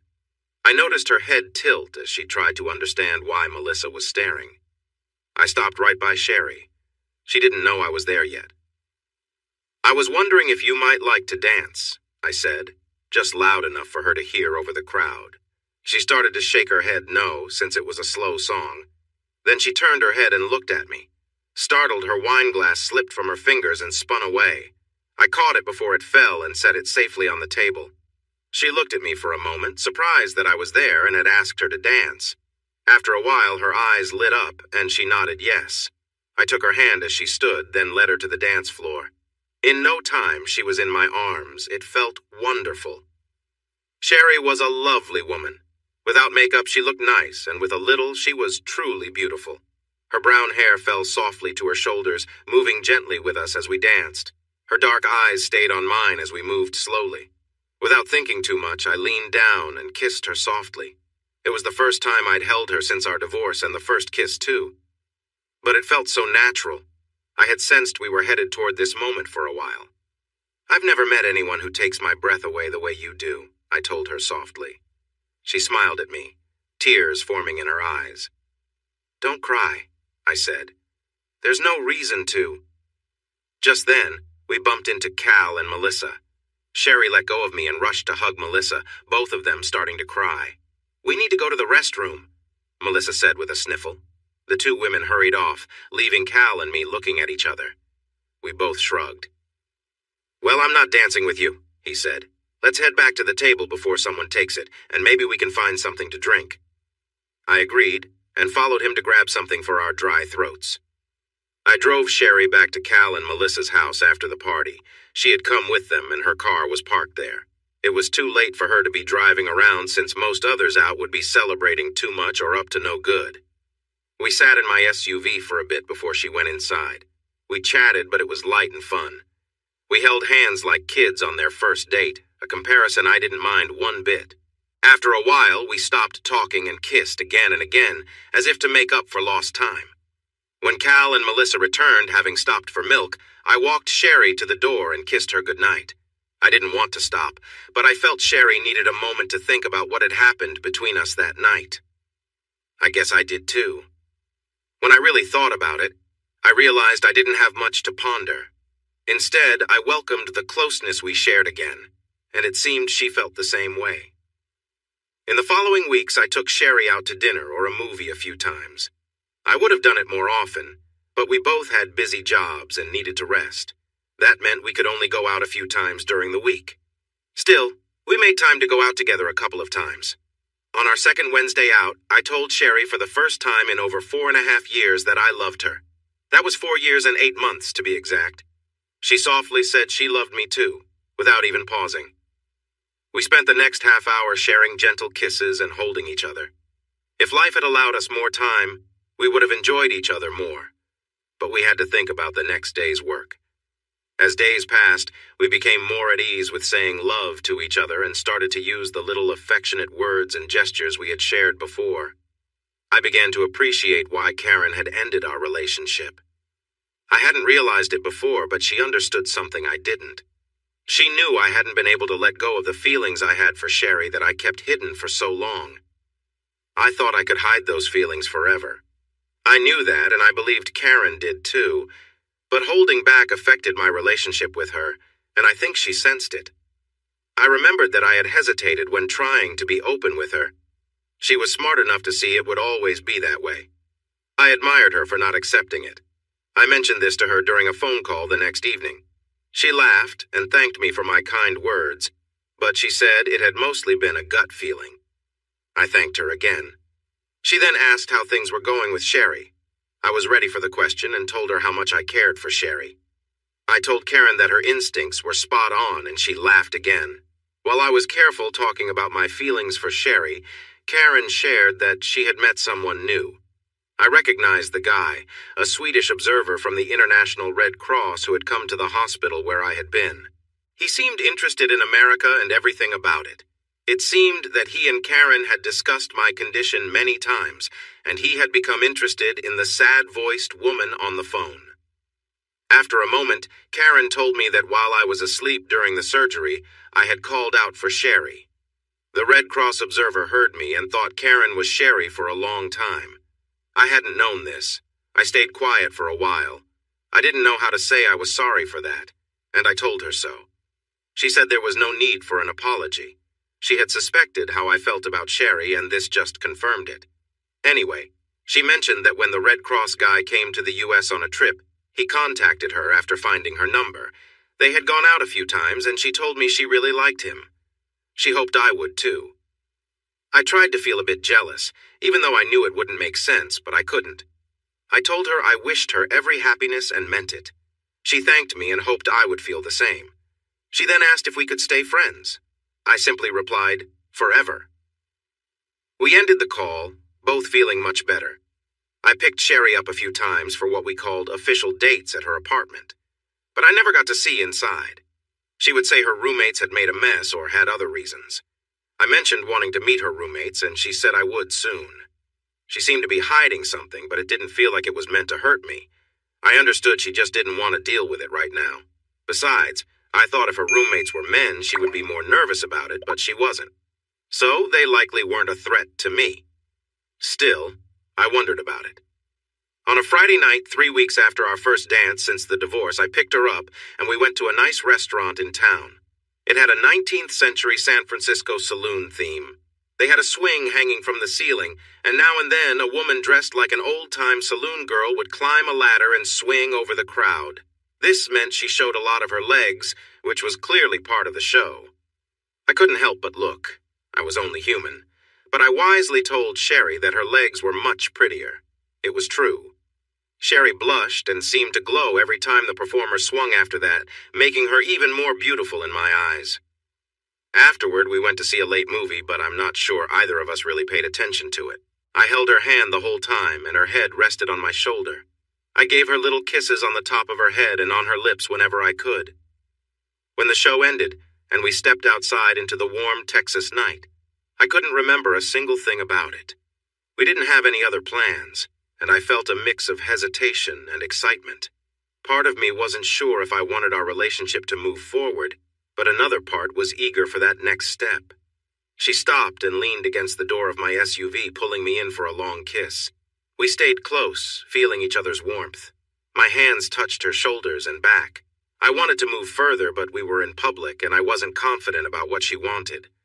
I could sense her feelings, but she seemed to be holding back. When we finally stopped kissing, we both breathed heavily for a moment. I opened her door and helped her inside. I started the engine and turned on the lights, but I didn't drive off right away. When I looked at Sherry, she smiled and leaned closer, kissing me deeply. There was no sign of hesitation now. "Where do we go from here?" I asked softly after we paused for a moment. She gave me a quick kiss before answering. "Ron," she whispered, "you're in charge. You take us where you want." I understood her message. "Are you sure?" I wanted to make sure. She kissed me again and gently patted my hand. "I'm sure," she confirmed. Her voice was gentle yet firm. I put the SUV in gear and joined the nighttime traffic, feeling confident about where I wanted to go. When we reached my house, we shared another long kiss inside the door, filled with a strong feeling between us. Sherry pulled back and asked for something to drink. I took her hand and led her to the kitchen, where I had wine coolers in the fridge that she liked. She smiled brightly as she took one and drank it eagerly. I showed her around my new house, pointing out all the features that had caught my eye. She admired the fireplace. "That's so beautiful," she said. "It's just like the one I've always wanted in a home." I looked at the rock-lined fireplace, the wooden mantel, and the wide hearth. It matched what she had described to me when we talked about homes in our second year of marriage. We hadn't been able to afford it back then, but now that I could, I chose a house that had the fireplace she dreamed of. I realized that Karen had truly been a wise person. I felt nervous about taking Sherry upstairs to my room, and I could see a little worry on her face, too. We both understood that what we were about to do would change things for us, and it felt a bit scary. However, she didn't resist as I led her up the wide staircase and into my room. She had said I was in charge, and she acted like it. When she saw the open door to the large bathroom, something we both liked about the house, she stepped inside and closed the door briefly with a soft excuse. I was surprised to hear the shower running a moment later. The door opened a little and she invited me to come in with her. This caught me off guard. In our last year of marriage, Sherry had only wanted to shower with me a few times. I managed to hang my pants and jacket over a chair instead of leaving them on the floor, but I quickly entered the bathroom. Sherry had her back to me when I came in and pulled the curtain closed. She glanced over her shoulder with a playful smile and tilted her head back for a long kiss. "I have a surprise for you," she said, her eyes gleaming. "But first, I want you to help me get clean all over, okay?" That sounded good to me. I soaped my hands well and started on her shoulders, rubbing the lather around. "Please, I want you to wash me everywhere," Sherry said softly. She looked back, but I couldn't quite read her expression. She didn't turn around fully, which made it hard to see her face, but something felt off, something I wasn't understanding. Then she handed me the shampoo bottle behind her. "Please?" she asked. There was a longing tone in her voice, and I didn't know why. Still, if Sherry wanted me to wash her from head to toe, I didn't mind. It was a nice moment between us. "Okay, but is this shampoo all right?" I asked. "It's just a store brand." She nodded. "It's fine," she said softly. I gently nudged her forward to get her under the water until her hair was soaked. She looked back at me, her eyes tightly shut. I chuckled, remembering how I used to say she looked like a pixie with her wet hair. Without opening her eyes, she leaned back for another kiss. She was smiling. The kiss felt a bit awkward, but slow and tender. It seemed she remembered those moments too. I squeezed some shampoo into my hand, rubbed it into my palms, and began to work it into her thick hair.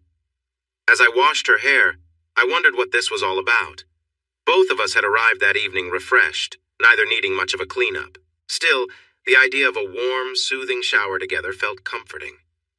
"You used to ask me to join you in the shower more often back then," Sherry said quietly, her voice tinged with a bit of regret. "I wish I'd listened and hadn't brushed it off," she added softly. I gave her a reassuring smile. "We can always make up for lost time," I replied, gently rinsing her hair under the warm spray. It took a moment before she answered. "Okay," she said, her tone brightening. I worked some conditioner into her hair, giving her a light scalp massage, and she relaxed into my hands, letting me rinse it out. She moved back and forth as needed, leaning comfortably against me. With her hair done, I lathered up my hands and began washing her shoulders and neck, spreading the soapy water gently across her skin. She seemed to enjoy every moment, not resisting as I worked my way around her arms and down her back. There was a quiet comfort in the way she let me take care of her, as if she needed this shared time as much as I did. She moved gracefully under my touch, and I realized how much I'd missed this simple closeness. As I washed her back, I couldn't help but notice how time had softened her figure. She was slender, but still had the familiar curves I remembered, with a natural grace in her posture. I continued to wash her with care, taking in the peacefulness of the moment. At one point, as I knelt to wash her legs, I paused, surprised by a small detail. "Wow," I said softly, caught off guard. She turned her head, smiling with a hint of playfulness. "Hey, that's your surprise?" she teased. "But you're not done yet, so keep going." Amused, I nodded and continued as she directed, enjoying the shared warmth of the moment. The laughter, light touches, and trust between us made the shower feel like more than just a routine. It was a quiet rediscovery of comfort and connection, filling the room with a gentle, unspoken joy. Sherry and I had never discussed certain aspects of intimacy while we were married, and some topics simply stayed untouched. But now it seemed she was open to exploring these quiet moments with trust and comfort. Her openness surprised me, and I sensed she was at ease. I lathered up my hands with soap and began gently washing her shoulders, letting the warm water help wash away any tension. Sherry relaxed, leaning forward against the shower wall, allowing me to continue without hesitation. As I worked, I kept my touch light and soothing, moving carefully to keep her comfortable and at ease. As we continued, Sherry sighed softly, a hint of thoughtfulness in her voice. "You know," she began, almost as if thinking out loud, "there are things I wish we'd tried before. Maybe I was just too worried or too set in my ways back then." I paused, giving her a reassuring smile. Well, I replied warmly, we're here now, and there's plenty of time to make new memories if you're open to it. She looked at me, a renewed spark in her eyes, and nodded with a smile. Absolutely, she said. There's so much we can do differently, better. I rinsed my hands and picked up the soap again, turning my attention to her face, gently working the lather across her forehead and cheeks. Sherry closed her eyes and lifted her face toward me, relaxed and trusting. The warm water had already washed away most of her makeup, and as the soap cleansed the rest, I noticed the natural beauty in her features, her light freckles, long lashes, and softly rounded cheeks. As I rinsed her face, I let my fingers gently brush across her lips, savoring the quiet simplicity of the moment. There was no rush, only the comfort of shared trust and a peaceful stillness that felt refreshing. I thought about kissing her, but sensed that perhaps this moment was better left, as it was a quiet, genuine connection. We hadn't shared a kiss since I'd started washing her. I was surprised when Sherry looked at me with a soft openness, allowing me to continue. A question had lingered in my mind from the moment we stepped into the shower, a quiet curiosity about what was happening. I moved steadily, letting the warm water wash over her as I gently rinsed her face and mouth. I continued down her neck, over her shoulders, then along her arms and down her sides. As I washed, I kept wondering what she might be seeking in this quiet moment. Suddenly, a thought struck me. I'd once read or heard that cleansing rituals were common in many cultures, a way to refresh both body and spirit. Perhaps in her own way, Sherry wanted a fresh start, a way to feel renewed. Whatever her reason, I respected her choice and focused on each simple, careful touch, ensuring she felt cared for. I moved to her chest, my hands gentle as I washed her, keeping her comfortable and focused on the ritual of the moment. Her expression told me she was calm, yet moved, her breathing soft, her eyes following my hands as I continued. As I worked down to her abdomen, I noticed she looked particularly at ease, almost peaceful. She watched me, and a light blush appeared on her cheeks. Her slight smile and bright eyes reflected her calmness and trust. When I moved lower, I saw that she had made a change. Her skin was entirely smooth. She looked at me, a bit of anticipation in her eyes. "Do you like it?" she asked, her voice quiet yet hopeful. "Oh, yes," I replied sincerely, noticing her effort to present herself differently. "How did you manage it?" "Electrolysis," she said simply, smiling softly. "Wow, that must have taken time. Did it hurt?" I asked, feeling surprised by the effort she'd made. She nodded, her tone warm. "It took nearly 6 months, a bit at a time. And yes, it hurt sometimes," she replied, still smiling, her voice steady and full of affection. I realized how much this simple act had meant to her, and I appreciated the thought and care she'd put into it. We stood together in the soft glow of the moment, knowing that these small gestures held meaning for both of us. Kneeling there with water streaming down, I looked up at her, genuinely surprised.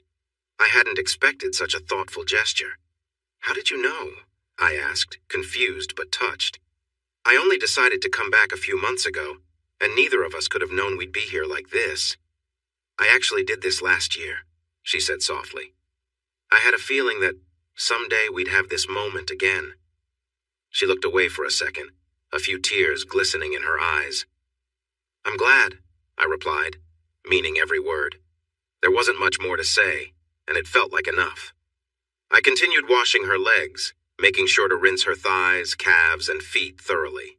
As I finished, I could tell from the soft expression on her face that this quiet ritual held meaning for her. She looked as if she wanted to say something, but instead, she simply leaned closer, ready to embrace me. Gently, I placed a hand on her chest, stopping her for a moment with a warm smile. "Now it's your turn," I said softly. Her eyes lit up, and I could see the joy and understanding in them. She smiled back, nodding, and began to wash me with the same gentle care I'd shown her.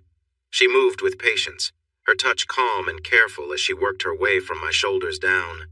I closed my eyes for a moment, allowing myself to relax and enjoy the simple care she was offering.